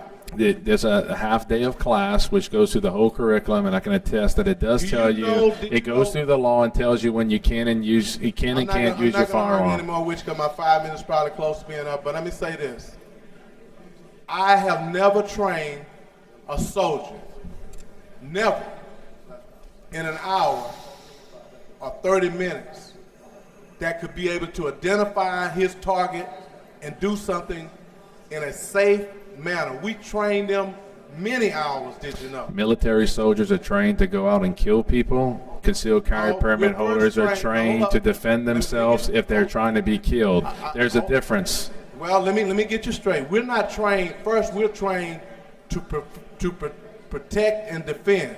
We That's only right. kill when we have to. We're talking about a war scenario, No, I mean, this, and when you're under fire, as you provide the hypothetical. Or if somebody's shooting at you. See, that's what my concern is, and I finish with this. My concern is that somebody come there who's had a couple of drinks, and it's If you have a few drinks, you're not allowed to carry concealed firearm per the law. You sure? Does it say that in your bill? It says in the concealed carry permit law, yes, it does. So you cannot carry it if you done had a couple of drinks. Yes, sir, that's correct. Current concealed carry law. Okay. You can get your Thank you, concealed Mr. carry Thank you, permit Mr. Speaker. license revoked. For a question, Representative Franklin. How many people? Thank you, Mr. Speaker. Representative Miguez, what law enforcement is saying about this? Have they taken a stand on this, law enforcement? I spoke with the Sheriff's Association, who is neutral. And what they say? They Neutral. support They don't oppose it, they're neutral. it, but do they support it? No, they don't support it, they're neutral. They don't oppose it either. Let me just say this so much. Same with every other agency. Parish where I'm from, Lake Charles, because we do have laws where they're gun free.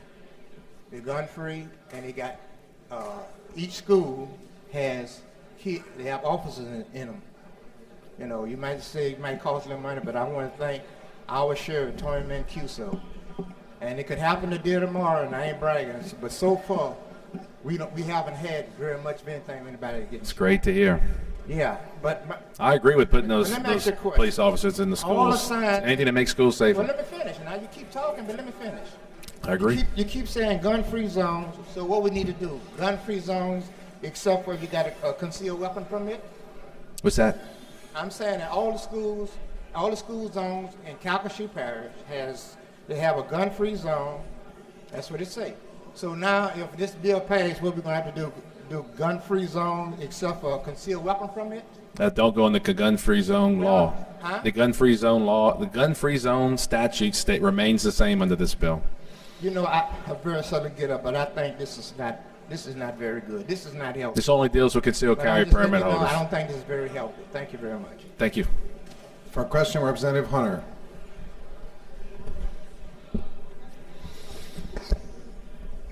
Good afternoon, Representative Miguez. I know we touched on a little bit of liability, and I just want to reiterate that you said that the schools would not be liable if anything would have happened on their grounds.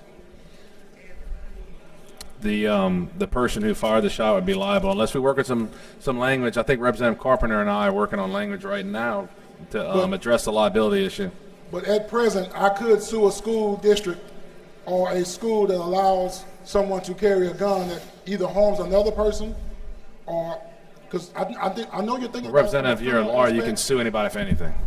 So I mean, I understand that, but we're talking about pure,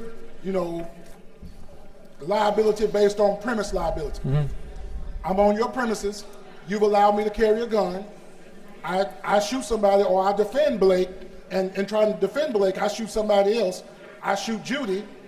Now I'm liable, and the school's liable for letting me have a gun. Would that be a fair assessment? It could be a case as are you advocating to work with myself and Representative Carpenter to work in some language to give schools an immunity and a limitation on liability? I think you'd be a great person to do that as an attorney, and I'm willing to do that because the schools shouldn't be liable for the actions of a concealed carry permit holder. But under your bill, they would be. They could be. If you believe that's the case, then let's work on some language to stop that. I actually have some language if you like, Okay. since you brought it up. Line 17, or student of the school to carry a concealed handgun. That's any student of any age, correct? Yes, they cannot carry. No. They can carry Cannot. because it says unless specifically authorized to do so by law. It So if I says allow for you to carry a firearm, then any student of any age can carry a firearm. section shall not be construed to authorize the teacher, administrator, or employee or student of the school to carry a concealed handgun in any school. I don't have to be a lawyer to figure that one out. That's pretty clear. Oh, I like the way you're going. But Now, but what are you referring to? I'm referring to 95.8, illegal possession of a firearm by a juvenile. If you go look at that code 2 clicks up, what you have to do is you have to get a parent's permission or the school's permission. So if the school, per this bogus law that you're trying to pass, says that you can carry a gun, and then I have a crazy parent. This law says that you can't carry a gun if you're a student. No, you know laws are concomitant. They work together. And I'm not following you because this statute says you We went to the same law a school, student that's cannot important. carry a firearm. I don't know what more. You're saying there's another statute that allows you to carry a gun in school? 95.8, illegal possession of a firearm by a juvenile. Mm-hmm. Section C, the provisions of this section shall not apply to any person under the age of 17 who is, Section 5, on real property with the permission of his parent or legal guardian and with the permission of the owner or lessee of the property. The owner of the property would be the school. So if the school does this law that you're trying to pass, I as a parent can have my 10-year-old child on the school with a gun. He's a hunter. He likes to go hunt, but I want him to have a gun now. Concealed carry permit holders must be 21 years of age. This only deals with the area. Then you're saying then you're advocating that there is a problem in existing law outside of the concealed carry code, and if that's the case, you and I should work together to fix that. My bill only deals with the concealed carry code, which already states you must be 21 years or older. So a 10-year-old can't carry a gun, can't even get a concealed carry permit. So he wouldn't. They cannot get a permit, but the parent can grant it if the school grants it. So if the parent wants to have your child have a gun on a school that gives you the ability to carry a gun, you can have a gun regardless of any age. You're advocating for current law? Because my bill doesn't deal with We need that. to ask the questions and you to answer them. My bill does not That's what I'm deal. advocating. You're going into other areas of statutes Okay. that you're claiming that may have a conflict, which I haven't studied them to that degree to know right off. But I have studied what my law deals with, and it only encompassed within concealed carry law, which you have to be 21 years of age to qualify for a concealed carry permit. So if you have some issues with the current law, then you and I should work together to clean that up. But that's not my bill today. I'm trying to work with you right now and tell you that this bill is going to create a conflict in the law and create a major loophole. It will not. Okay, that's interpretation. Again, we're the Well, legislators. I had House staff work on this bill, and we spent some time, and it does not create that conflict. If I drink, I'm at LSU tailgating, and I have a concealed carry permit, but I don't have my gun on me, but I'm drinking, and my gun is in my truck. I now am above the legal limit, and then I get in my truck. What happens? And I'm stopped, and I'm drunk or above the legal limit, and I have a concealed carry. You got more problems to worry about than your concealed carry gun if you're drunk and driving. But if I'm tailgating, I'm not just eating jambalaya, not the DC jambalaya. I suggest you not get drunk and drive your vehicle, and I suggest you not get drunk and have a firearm But around. let's say I go sit in my car and go to sleep. Representative Hunter, the gentleman is out of time. You're talking about a ton of hypotheticals that do not deal with my bill, Representative. And Representative, I would be so happy to work with you to clear up any conflicts of laws and make sure that the intent of this legislative body is what our law shows. I mean, I'm willing to do that, but it does not deal with concealed carry code. I agree. Thank you. Speaker. Thank you, Representative Miguez. For a question, Representative Shadowin.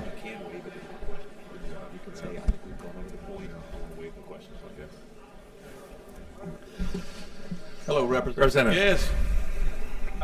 Other than Representative Hunter's questions about tailgating and whatnot, have you heard from the colleges and universities on this bill? I've had some discussion with some different higher ed stakeholders. Well, you know, particularly Louisiana Tech and Grambling State are in the Lincoln Parish. Okay. And they have said that they are, the current gun-free zone around educational institutions is in the best interest of students, employees, and thousands of visitors to campus, and would like to maintain that status. What would you say to that? I would say that because of the amendments in committee, we still allow those universities to restrict certain venues and facilities. So it's permissive. They can still restrict those areas.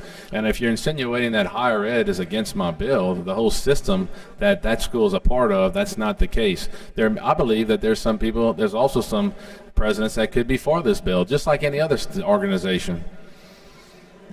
Well, and I haven't verified this, Representative Miguez, but what I got was all public post-secondary systems in Louisiana's 10 independent colleges and universities are not in favor of this bill. You've not heard that? I spoke to the UL systems, and they are neutral on the bill. They do have concerns, and I'm working with them on the concerns. They're not in support, and they're not opposed. Okay. They are neutral with concerns, whereas they should be, because we're talking about their own property. They should be at the table, and I've offered them a spot at the table. We're talking, working on clarification language, and I think that the amendment in committee really should put them in a more comfortable position, because it's permissive. Okay. Thank you, sir. Thank you so much. You bet. For a question, Representative Bignaris. Representative Bignaris for a question. Representative Miguez. Oh, you moved. How you doing? You have a lovely wife. She's a concealed carry person. What's that? Is your wife a concealed carry person? No, she's not a concealed carry permit holder. Okay. Because I know she's a teacher, and I think that this is just an end around. She wants to get one, though. Yeah, that's what I'm saying. It's just an end around for teachers to get a concealed carry weapon. Concealed carry permit to carry a gun in the school. I don't think it's. I'm not following, Representative. If there's a teacher that has a concealed carry permit, as you said, that's all the bill is about, and they're right for the Second Amendment, that means that teacher can carry that gun into the school, right? No, my bill restricts teachers. We mentioned that earlier, Representative, and it says that the provisions of this section shall not be construed to authorize the teacher, administrator, or employer or student of the school to carry a concealed handgun into any school. That we narrowly tailored the bill. In order to not address that issue. I think you're being confused with another bill that became in front of criminal justice that dealt with teachers carrying a firearm, and I think y'all actually deliberated on that bill. This is not that bill. I can understand there's a lot of different bills that deal with close. Bill. I'm not confused at all. They misunderstood for another bill. I think if you have a concealed carry, you should be able to carry it in the school if you're a teacher, right? Are you going to, if you bring that bill, I would consider supporting it, Representative. I do believe in the right of teachers to defend themselves. There are no other questions. Let's do the amendments, Mr. Clerk. Amendment 3890 by Representative Stefanski. It's available through the computer. Representative Stefanski on your amendment. Thank you. Members, this amendment is essentially technical in nature. As we reviewed Representative Miguez's bill, we realized that under revised statute 1495.2, which talks about the gun-free zone, we had not addressed that. So this essentially adds a subsection number 9, which would allow, if Representative Miguez's bill is passed, it will also amend 1495.2 to add that language, essentially we're referencing back to his bill. Be happy to answer any questions about that.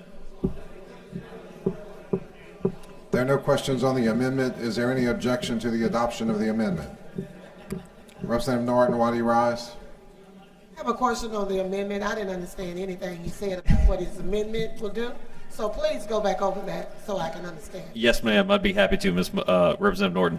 Representative Norton, there is another law currently on the books. It's revised statute 95.2, which governs carrying a firearm or dangerous weapon by a student or non-student on school property at school-sponsored functions or in a firearm-free zone.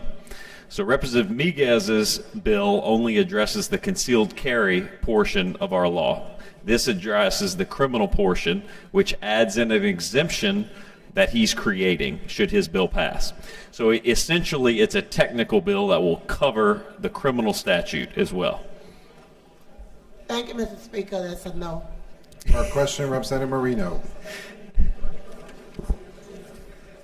On the amendment, 95.2 is carrying a firearm by a student, and this says that this should not apply to students, so students will be allowed. It says carrying a firearm or dangerous weapon by a student or non-student. Right, but students are excluded in the other portion of his bill. Correct. And this is exempting students.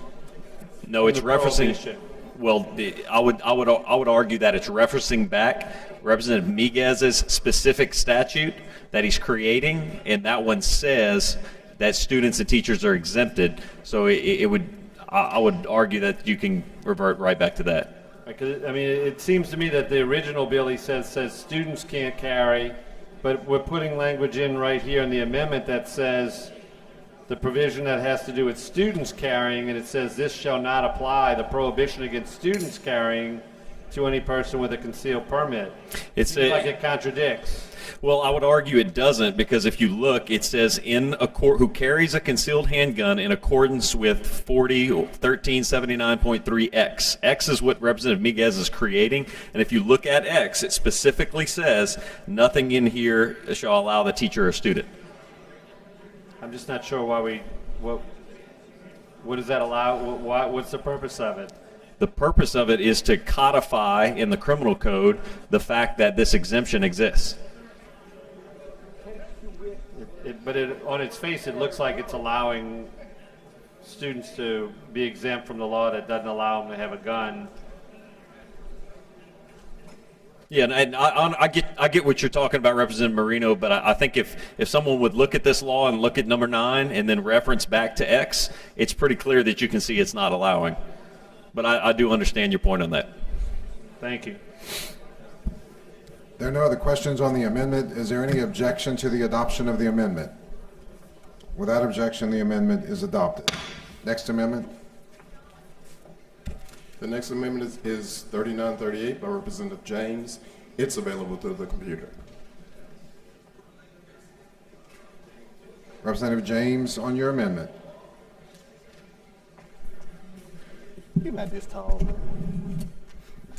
Members, this amendment makes the provisions by a vote of the people of each parish. I know some of your parishes may want this. I don't think it will pass in mine, but I would like to put this to a vote of the people. There's been a lot of discussion about the universities. Emphatically, I've heard from the 2 major universities in Baton Rouge. They are opposed to it. Our school system has issues, so I would like to put this to a vote of the people.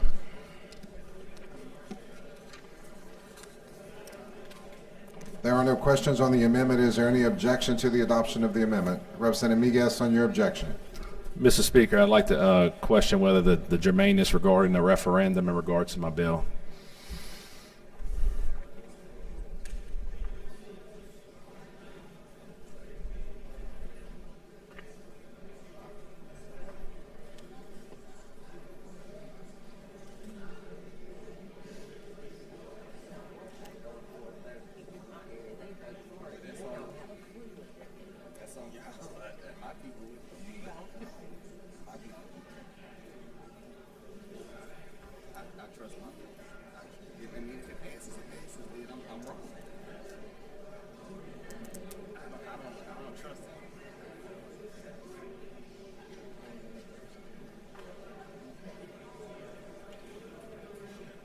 Representative Miguez, in your response to your question on germaneness, in the case of germaneness, it ordinarily involves another subject matter. This pertains to the application of the law, but on the same subject matter, so it would be germane. Okay. Mr. Speaker, I'd like to object to the amendment. Representative James, you have a right to close on your amendment. Members, Mr. Speaker, I was waiting for you to recognize me to speak on my amendment. Oh, I thought you were finished. I'm sorry. I would like to say something. Okay, he objected. Yes, Go on my ahead with your objection. reason On for my your objection. objection. Yeah. Thank you, Mr. Speaker. What this amendment does, as Representative James mentioned, that it it sends this to a referendum for each parish to decide through a vote. I mean, in this legislative body, we make policy here. I've already made my bill permissive to these governing authorities. I don't think we need to involve the people. I don't know if the governing bodies of these schools would want the people making the decisions on their behalf in regards to school policy. My bill puts it so that the governing authorities to these different schools make those decisions because we wanted to make it permissive. So why are you going to mandate a school governing body from a referendum and a ballot? I mean, we stand every day against that in here. And for those reasons, I oppose this amendment, and I'd ask that you vote against it. Representative Henry, is your question for Representative Miguez? Okay. Representative Hunter, is your question for Representative Miguez? Representative Hunter for a question. I think the gun holder, do you think that the gun holder should be the person who should be able to vote on whether they should carry a gun? To vote whether they should carry a gun? Yeah. I mean, if it's going to go to a vote of the people, that's two fundamental rights: right to vote and to carry a firearm. So your question's very vague. I mean, you talking about carrying a gun anywhere? I think that's already given in the Constitution. They shouldn't have to vote for that. But you're trying to change the law, and what we're suggesting, or potentially suggesting, is the ability of that person to decide if they want to carry a gun. And the last time the concealed carry law was changed, because Representative Terry Landry mentioned that it has been changed since enacted, I don't think this was put on a referendum. That's just not appropriate, Representative.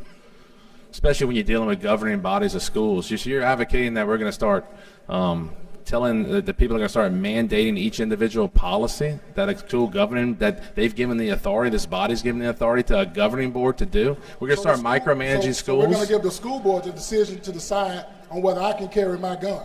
You're going to give the school board, the school governing authority, the decision to decide whether they want firearms in their venues or their facilities, and they just like they make any other policy for any other issue that comes up. So why are you going to start micromanaging their operation? And I want you to consider that. That's what this amendment does, because it can go either way, Representative. But the fact of the matter is that whether it goes yes or no, they will be micromanaging the school governing authorities' ability to make policy. No, I don't think that's the intent of this body. The truest version of the democratic process for somebody who decides that they want to carry a firearm. If that's what so with every bill that you bring before this body, you would accept this amendment on your bill. So we're going to vote. You're going to send all of your bills to a referendum, which will add a fiscal note probably. Is that what you suggest to do to all of your bills? I'm not suggesting anything. Because you're suggesting the democratic process. Yes, I'm suggesting the democratic process. And we have a representative body here, and you know how this operation works. I do, but what you're saying is we're going to abdicate our authority to the school board. You're okay with giving the authority to the school board. The school board is going to have to vote on it, correct? The school governing body would determine. Have to vote on it. They were going to make a determination. Which is a vote. If you're talking about K through 12, we could be talking about universities, which, however they're decided. So you're going to take the authority away, and you're going to micromanage our operations by sending this to the people to vote. True Republican principles are giving it down to the lowest level of the person to make the vote. That would be the everyday person, not the governing authority. That's a true Republican principle. Representative Hunter, I'm not advocating to change our form of government. Representative Hunter, thank you. If you want to take the floor on the amendment, please do it that way. There are no other questions. Representative James, you have a right to close on your amendment. Members, this has absolutely nothing to do. Representative James, there is a question for you before you close. It depends on who the person is. Representative Henry was in queue. Representative Henry for a question. So I just want to make sure to clarify your amendment. Currently, the school system gets to determine whether or not they follow through with this piece of legislation, correct? I believe that's what his amendment is. So if your amendment gets on, then the voters would tell the school system what they would have to do. instead of letting the school system determine how they want to run the school. Representative Henry, I think this is such a sensitive issue. I know that it's, for some of you guys, it's about, points with certain organizations. This is a sensitive issue. I know how I'm going to vote, but I think it ultimately is something that should be decided by the people. Just like we asked the people to decide whether or not we wanted to give higher education the authority to manage their own budgets and do certain things. For me, I don't believe that the people of my community will support that, but I can have peace knowing that I gave them the decision to make at the end of the day. That's quite simply what I'm trying to do. So if the voters voted yes and the school board decided that they didn't want to do it, the school board would pretty much, under this legislation, if the amendment passes, the school board would pretty much be overruled by the voters and they would have to do this bill. Under the current scenario, school board doesn't have to do anything related to this bill. They can just say no. But under your scenario, if the voters say yes, then the school board has to say yes. Under my scenario, if the voters say no, the school board won't even have to deal with it. But if the school board says yes, if the voters say yes, it overrides whatever the school board would want to do. And I think that was the part of Representative Miguez's bill, was to allow the school boards to have the option one way or the other. That's true too. That's all I need to know. Thank you. Okay. That's true too. Was in reference to Representative Tebow, not you, Representative Henry. But that was a good try. For a question on the amendment, Representative Johnson. Representative James, this is just letting it be the will of the people. Yes. For them to decide what they want in their parish and their jurisdiction. Correct. I know that we are 64 strong, and I think that an issue of this magnitude, we've heard a lot. Representative Miguez, he says that higher ed is neutral. Every text message I receive says something different. My school board vehemently opposed to it. Members of my community have asked me to fight this, and this amendment actually came from a text that I received from one of my constituents, because she said it was something that she felt that the people should vote on, and I think that's something of this magnitude. We have so many differing views here. We have, someone saying higher ed supports it, someone saying higher ed is neutral. My text messages say something different. I think that's something this sensitive should go to a vote of the people in our respective parishes. So it's American as you get. It goes directly to the people, and the people get to decide. I'm sorry. Can I finish? I said it's as American as you can get. It goes to the people, and the people get to decide it. You're absolutely right. Thank you. There are no other questions, Representative James. Now you have a right to close.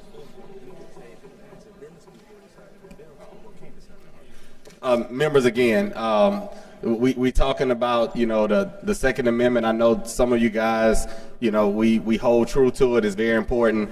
The other fundamental right for me is the opportunity of one to go and voice their opinion by a vote. This makes this as local as it can get, and gives the power to enact this to the folks that we represent. And I ask that you, and this is not a vote with me, vote with the folks that we represent and allow them the opportunity to make this decision for their respective parishes. Representative James has offered an amendment to which Representative Miguez has objected. When the clerk opens the machines, all those in favor of the amendment vote yes. Those opposed vote no, and the clerk will open the machine. Vote your machines, members. Representative Marcel, yes. Representative Smith, yes. Representative Jefferson, yes. Representative Abraham, no. Representative Ivy, no. Representative Danahay, yes. Are you through voting? Clerk will close the machine. 38 yeas, 54 nays, and the amendment fails to pass. Members, before we go to the next amendment, I need to recognize Representative Abraham on personal privilege. Thank you, Mr. Speaker. I'd like to I have some disturbing news. I'd like to take a moment of silent prayer for Pastor Donald Tabb. Many of y'all might know him. He was the founding pastor for the chapel on the campus here at LSU. Him and two friends were fishing. The boat capsized. One friend has died, and Donald Tabb is missing. So we could just have a moment of silent prayer for this situation. I would appreciate it. Thank you.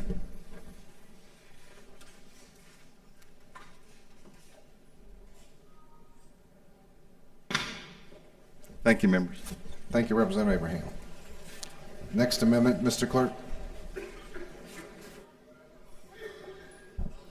3946 by Representative Marcel. It's available through the computer.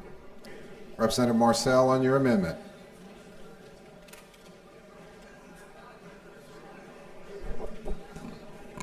Thank you, members.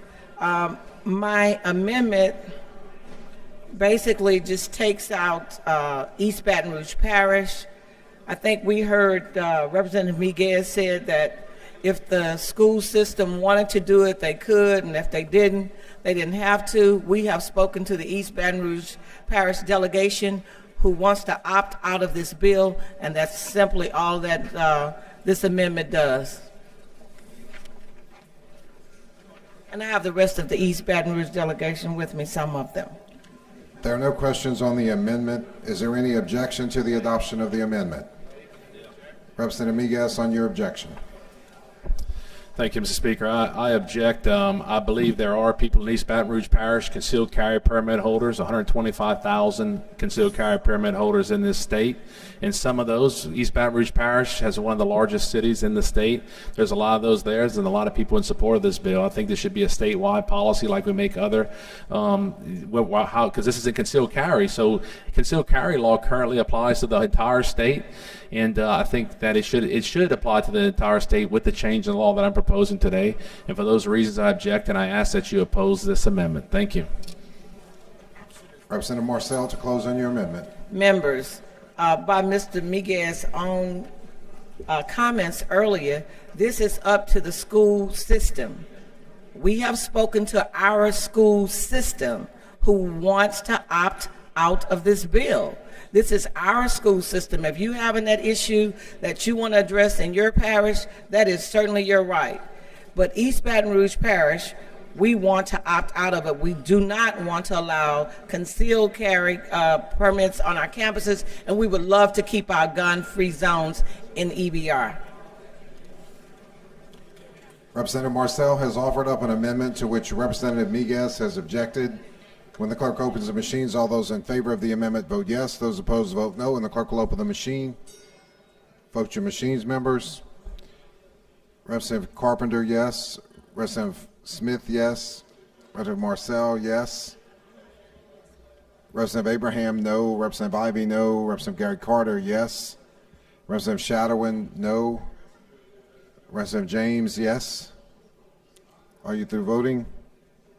Clerk will close the machine. 31 yeas, 62 nays, and the amendment fails to pass. Next amendment. 3947 by Representative Tebow. It's available through the computer. Representative Tebow on your amendment. Thank you, Mr. Speaker and Ron. My amendment's a friendly amendment. If you're in my district and you want to carry, you got to have two, one on each side. No, what my amendment does is Representative Miguez talked about this being permissive to the schools, and the way it states in the bill is it says that the school can opt out or set a policy. This amendment would allow the school district to set that policy for their schools. So like in my district, I think there's 10 schools in the public school in Poincapie Parish. If they wanted to set that policy for all 10 of those schools, they could do so. It wouldn't be on a school-by-school basis. So that's what it does. I don't think he'd have a problem with that, but... There are no questions on the amendment. Is there any objection to the adoption of the amendment? Okay, so right now the bill allows you on a school-by-school basis to set a policy.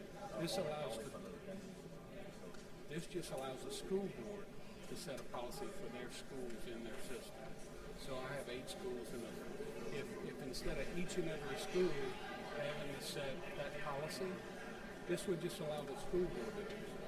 Yeah, well, I think the bill already does. No, the bill doesn't.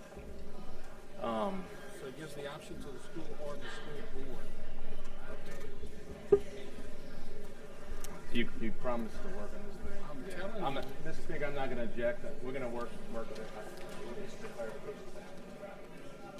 Members, those of you that have your question buttons pressed, Representative Miguez has indicated that he will not object.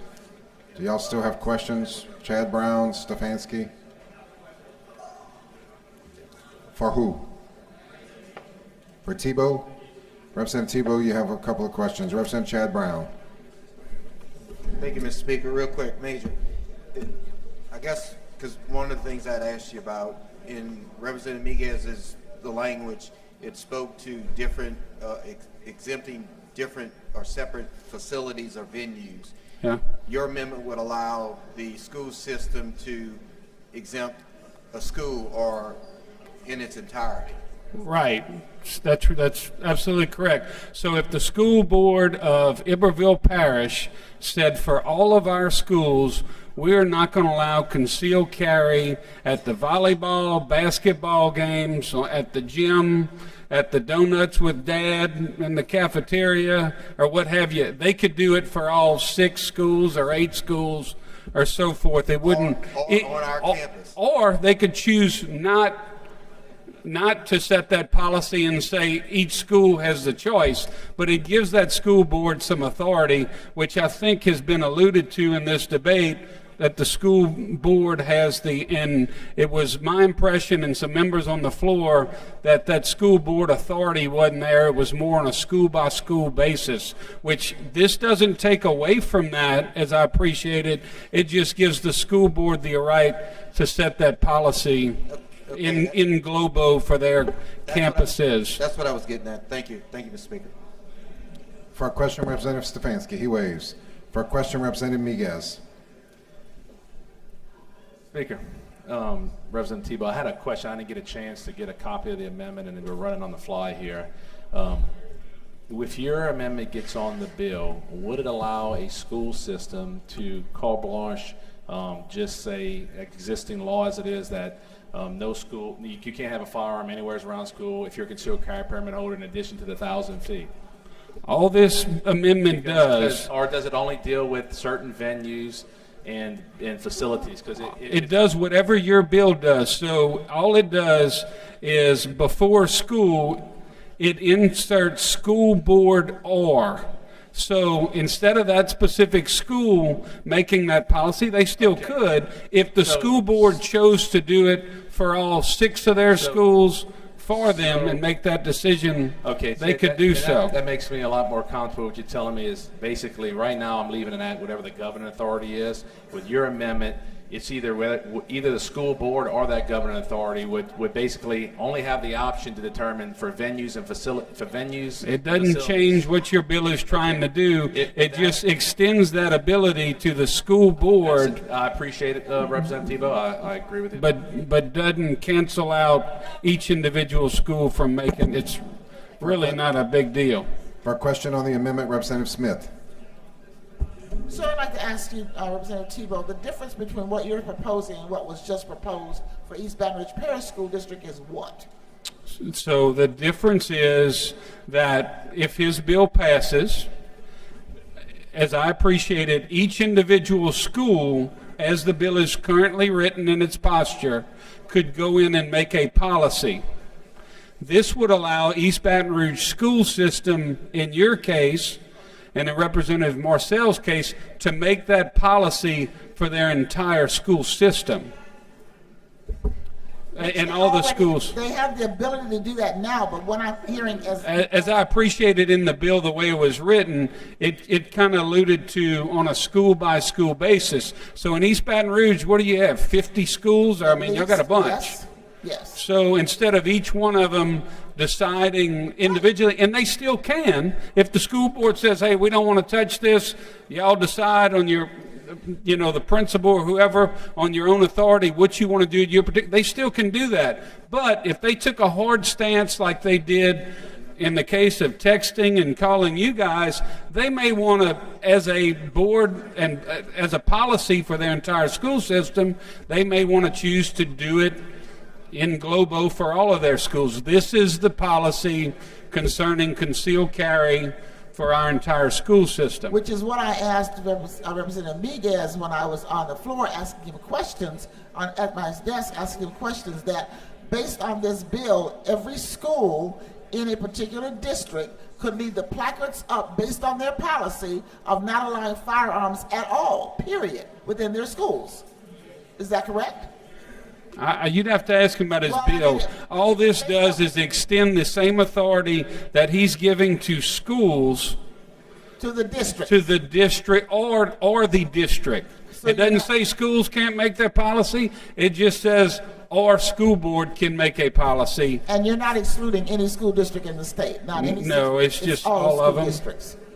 My intention is not to kill the bill. My intention is to give some authority to each individual school board if they so choose, instead of having to have each and every school make that policy. Well, I don't believe that every school, and I being on a school board, when policies like this come up, Representative Tebow, there is no one school that will make a decision of that sort on their own. It generally comes from your board as a policy of the district, not one school. I agree. And look, I'm going to put it to you another way. You may have a school district, or I guess this applies to public schools as well. I mean, private schools. So I've got a legislative assistant who's on the school board. Rather than that one principal deciding, hey, they wanted some input as a board. They only are over one school. Right. But as a board, they wanted to be able to talk about this and decide a policy for the particular school. So it works in a lot of different fashions. It doesn't take away from how he had it in the bill, but I think the way we were talking, school boards could set policy and so forth, this allows them to just do it for their entire district if they choose to, or leave it up to the individual schools. I would just make one correction. Not school boards can produce policy. They do produce policy for their districts. Thank you. There are no other questions on the amendment. Representative Miguez, you're not objecting. Without objection, the amendment is adopted. Thank you, Major. Next amendment. The next amendment is 3952 by Representative Norton.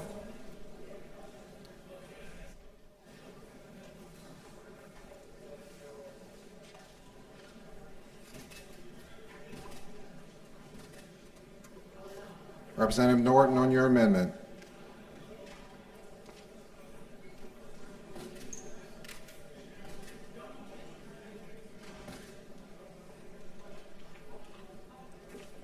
Thank you, Mr. Speaker, and to this body. I've received some phone calls in reference to the 64 schools that is in Caddo Parish, and understanding the policy that their policy is they are not interested in making a policy for those 64 schools. So my colleague who just introduced an amendment to allow them to do policies, Caddo Parish is not interested in policies. And not only that, the information that I got on the phone was we're looking at turning our schools into the wild, wild west. So as this amendment would take Caddo Parish out, and those of you who are okay with the policy amendment, you can do that, but we are asking to be taken out of this bill completely. There are no questions on the amendment. Is there any objection to the adoption of the amendment? Representative Miguez, on your objection. Thank you, Mr. Speaker. For the same reasons, Representative Marcel brought her amendment with East Baton Rouge Parish. In Caddo Parish, there are concealed carry permit holders who are very interested in this bill and who support this bill. And I have to object because like for the same reasons as before, when we make policies on concealed carry law, it applies to the entire state. We have taken no precedent in starting to exempt certain parishes, and I object. Thank you. Representative Norton, to close on your amendment. And let me, in closing on my amendment, say that I believe and we believe on behalf of Caddo Parish that you are forcing danger on our children. And to prevent you from forcing dangers on our children in Caddo Parish, I'm going to ask you all to stand firm with Caddo Parish We would not like to be a part of this bill. We are not interested in being a part of this bill, and we feel that this bill is going to have someone killed, whether it be our children, our instructors, or our administration. So I'm asking you all to vote no with Caddo Parish. Thank you, Mr. Speaker. Representative Norton has offered an amendment to which Representative Miguez has objected. When the clerk opens the machines, all those in favor of the amendment vote yes. Those opposed vote no, and the clerk will open the machine. Vote your machines, members. Representative McGee, no. Representative Abraham, no. Representative Ivy, no. Representative Gwynn, no. Representative Johnson, yes. Are you through voting? Clerk will close the machine. 31 yeas, 64 nays, and the amendment fails to pass. Next amendment, Mr. Clerk. The next amendment is 3956 by Representative Cromer. It's available through the computer. Representative Cromer on your amendment. Members, this may be the last time you see me here. Hopefully. This is a pretty simple amendment. What it's doing is giving our school boards and school systems immunity from any monetary claims or damages due to any handgun-related issues or firearm-related issues on school property. If you read it, it's pretty clear. Notwithstanding any other law to the contrary, a school board or school shall be absolutely immune from claims for monetary damages arising from or related to a visitor's use or failure to use a firearm. There are no questions on the amendment. Is there any objection to the adoption of the amendment? Without objection, the amendment is adopted. Thank you, sir. So much for you. Any other amendments, Mr. Acting Clerk? There are no other amendments for the floor on the bill. Representative Terry Landry.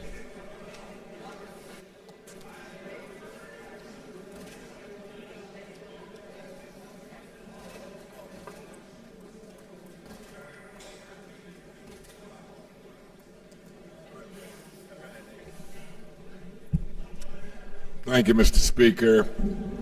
Members, I rise today in opposition to this bill. There's been a lot of discussions about training. It's been a lot of discussion about the Second Amendment. It's been about a lot of discussion about if you're been trained in 8-hour instructions that you're qualified to carry a gun, and I guess by the law standards that's correct.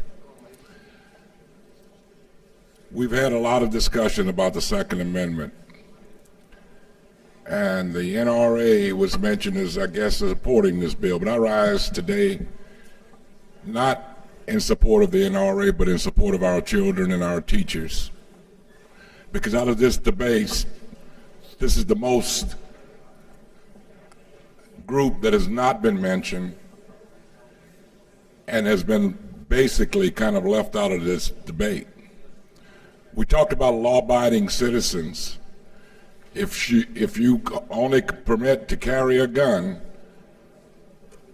that you're law-abiding and you've been cleansed of all sins, I guess ready for the next step to heaven. But some of us in this body are breaking laws right now, and I'm not going to get into the specifics of it. But it's time that we stop. We've spent hours today debating a bill that probably in all probabilities will not make it through this whole process, all to get a score. And I say all to get a score. Many of it is driven by the NRA. My dear friend Blake is a good man, and I respect him to the utmost. But I just think he's wrong. The Second Amendment, Louisiana has had liberal laws on gun rights and personal gun rights. When the concealed handgun permit was passed under Governor Mike Foster, there were restrictions that were placed on it for a purpose. There were restrictions to place to ensure that guns are not in places that we don't intend them to be. But how can we come here today and ask people to extend the right to carry a gun on our school campus, and we cut the mental health issues in this state. When we don't fund our mental institutions, we don't fund our education systems like we should. I am sure and absolute that Representative Miguez's intentions are good, just as all of you. But somewhere in this debate, we have to think about what we're doing. And we have to think about the consequences, unintended consequences, that can result from some of our actions. No one said it was going to be easy to make some tough decisions in here. One of the most fundamental rights is to allow the people to vote, and we reject that. We reject the opportunity for the people to vote on an issue. There's something wrong with that. And I don't care all the training that you've had, all the training that you've done, nothing substitute a live action. Nothing substitute the adrenaline. Nothing substitute the fear that you should have. Because if you're out here to carry a gun to kill somebody, and that's what you're looking for, then shame on you. We all ought to be praying. We open this body every day with a prayer. And we pray and ask for guidance and wisdom. And as soon as the gavel is dropped, the pledge is done, the knives come out.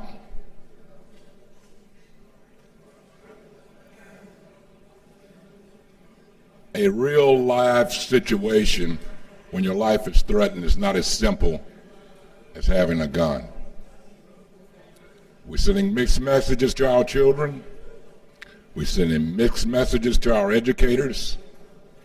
And I just don't know how we're going to police this. But I understand the situation that some of us are in.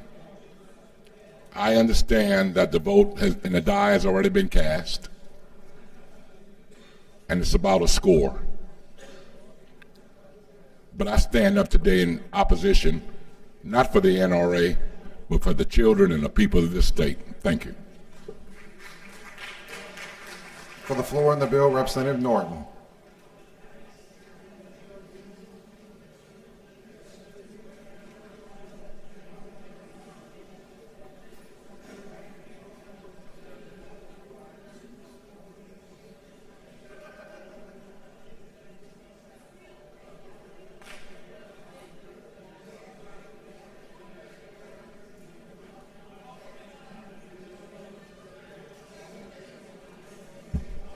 To Mr. Speaker and to this body, this is a bad bill. This is a bad bill. I have received information from the higher ed systems, and I want you all to know they are against this bill. It has been said, well, they don't have no position or whatever. They have a position. They said no. I've spoken with Cato. They said no. Again, this is a bad bill. We're putting our children in danger. We say that we want to protect them. We say that we love them, and we say that they are our children and we have a responsibility to put them in a safe haven. We're taking them out of that safe haven. I'm not against the Constitutional Amendment. I feel that whomever wants to get licensed and get a gun should, but when it comes to putting those guns in our schools, every administrator or teacher in that school is not going to know who has a gun. No one is going to walk around and say, I have a gun today. I have a gun in my purse. I have a gun on my side. They're not going to do that. There will be no way for you to know everyone who has a gun at that school. It's okay for Louisiana to love guns, but please don't forget, as a parent, you have a responsibility to make sure that that child is safe at school. And if you pass this bill today, you're gonna say, my responsibility no longer exists. 31 people voted a few minutes ago to say the same thing I'm saying. This is a bad bill. It's nothing about this bill that says this bill will save our children. All this bill will do is cause a lot of people to shoot one another. And it'll cause the law agencies to come out and not know who is the good guys and who are the bad guys. And then you'll be in here crying, saying, I shouldn't have voted for that bill. I'm going to say this to you one more time before I take my seat. This is a bad bill. This is a bad bill. Thank you. For the floor on the bill, Representative White.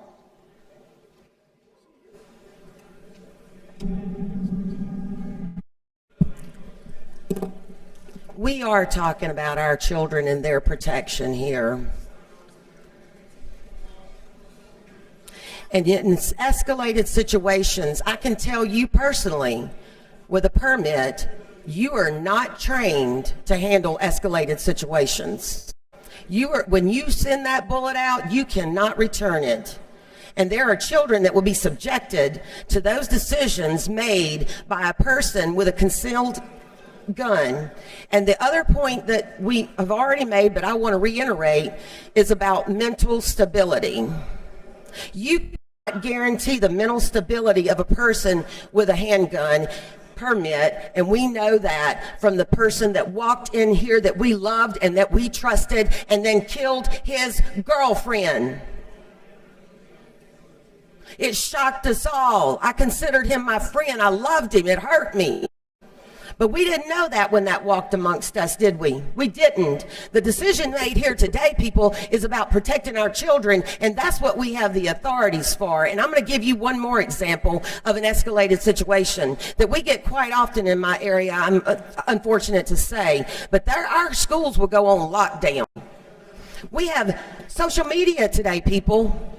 And when those parents see that, they're on social media lighting it up, talking about what is this school on lockdown about? Well, do you want these parents who are not trained on handling escalated situations to go to school with their permitted guns and get involved with what the law is already handling?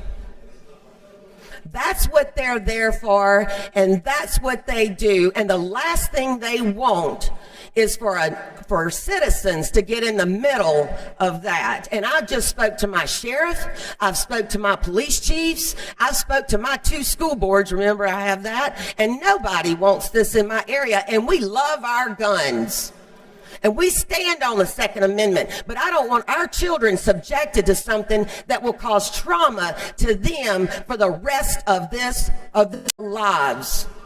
You need to understand why that was taken out back in Foster's days. You need to understand that we do need to fund these education and authorities to be at these schools, which we have in our area, and we struggle to put them there. But they're there for a reason. You do not need to involve people in this, and you cannot guarantee the mental stability of a law-abiding citizen, and we know that. We know that. This isn't about a score. This is about protecting our children. And this is the method to do it. And I've spoken to NRA back there, and I'm very disappointed in them supporting something like this, and I wonder if they even thought this thing through. Because I'm a big supporter of the NRA. Did you know? But I can tell you we differ on this one. And I'm not afraid to say it. And I think every one of you need to think about that when your children and your grandchildren are subjected to a person. I'm a mother. If you bully my child, you think I'm not going to have some high emotions? What if I was on medicine and didn't take it that day? And my child's being bullied, and I flip out? What are you going to do about that when your child's sitting there being traumatized by a situation that we have said here that it's okay because you are a law-abiding citizen with a permit? You can't stop the emotions of a person when they get an escalated situation. I promise you, you can't. And my sheriff said that's what we're here to do. For the floor on the bill, Representative Bowie.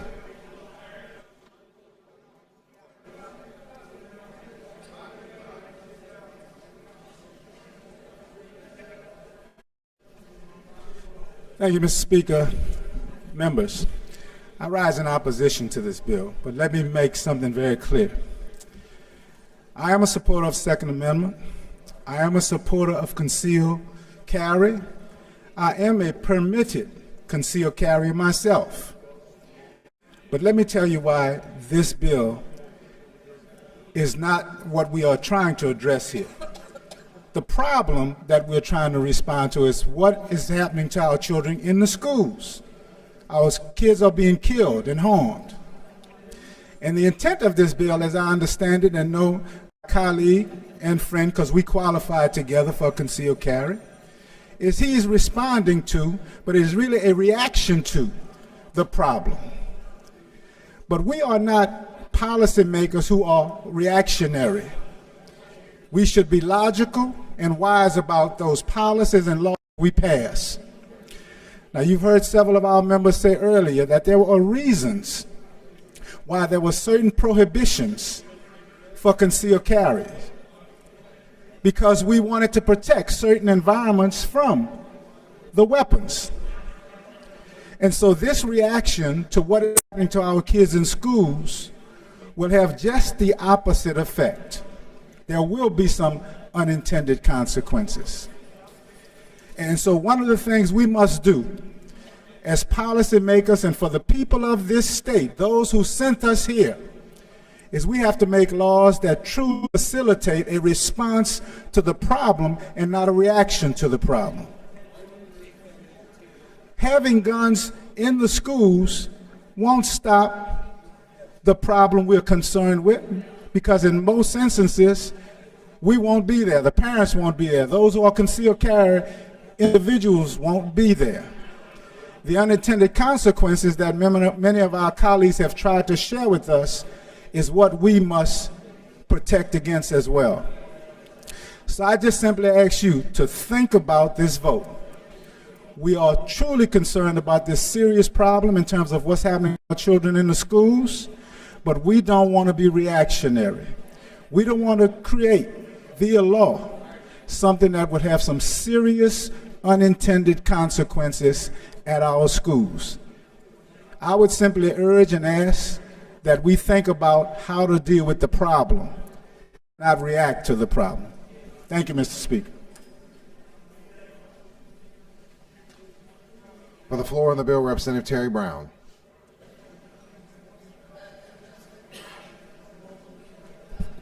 I call for previous questions. Representative Brown calls for the previous question. There were two people remaining for the floor. Is there any objection? Without objection, the previous question is called. Representative Miguez, you have a right to close. Thank you, Mr. Speaker. Thank you, members, for having the patience today. You know, I'll try to keep it brief. You know, Representative Landry brought up an issue about the concealed carry law has been changed recently since we brought it, but something else has changed. Our Constitution has changed. We as a body, with an overwhelming majority of this entire legislature and an overwhelming majority of the voters back home, voted to support the Second Amendment for strict scrutiny language in our Constitution. This bill, in good intent, it does exactly that. We've worked with the stakeholders. We've amended the bill. It is permissive. It allows the universities and schools to still restrict certain facilities and buildings. It only deals with concealed carry permit holders, one of the most trusted individuals with firearms in our society. It's one of the strictest standards and the most strictest gun laws in Louisiana. I think we ought to send a message back home. We ought to send a message that we support the Second Amendment. We support individuals' rights to defend themselves. I ask for your favorable passage. Thank you so much for your time and consideration today.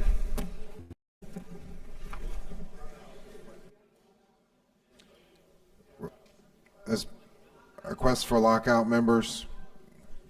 Representative Jenkins has requested a lockout with 20 members join. Representative Jenkins and a request for lockout. Lockout is obvious. Quorum call, members. When the clerk opens the machines, vote your machine and only your machine. Quorum call. Quorum call, members. Representative Ivey is here. Representative James is here. Representative Anders is here. Voting. Representative Dustin Miller is here. Clerk will close the machine. 95 members present and a quorum. Representative Miguez moves final passage of the bill. All those in favor of final passage vote yes. Those opposed vote no, and the clerk will open the machine. Vote your machines, members. Representative Carter. Are you through voting? Are you through voting? Clerk will close the machine. 59 yeas, 36 nays, and the bill's passed. Representative Miguez moves to adopt the title. Representative Miguez moves to reconsider the vote bill finally passed and lay that motion on the table without objection. So ordered. Members,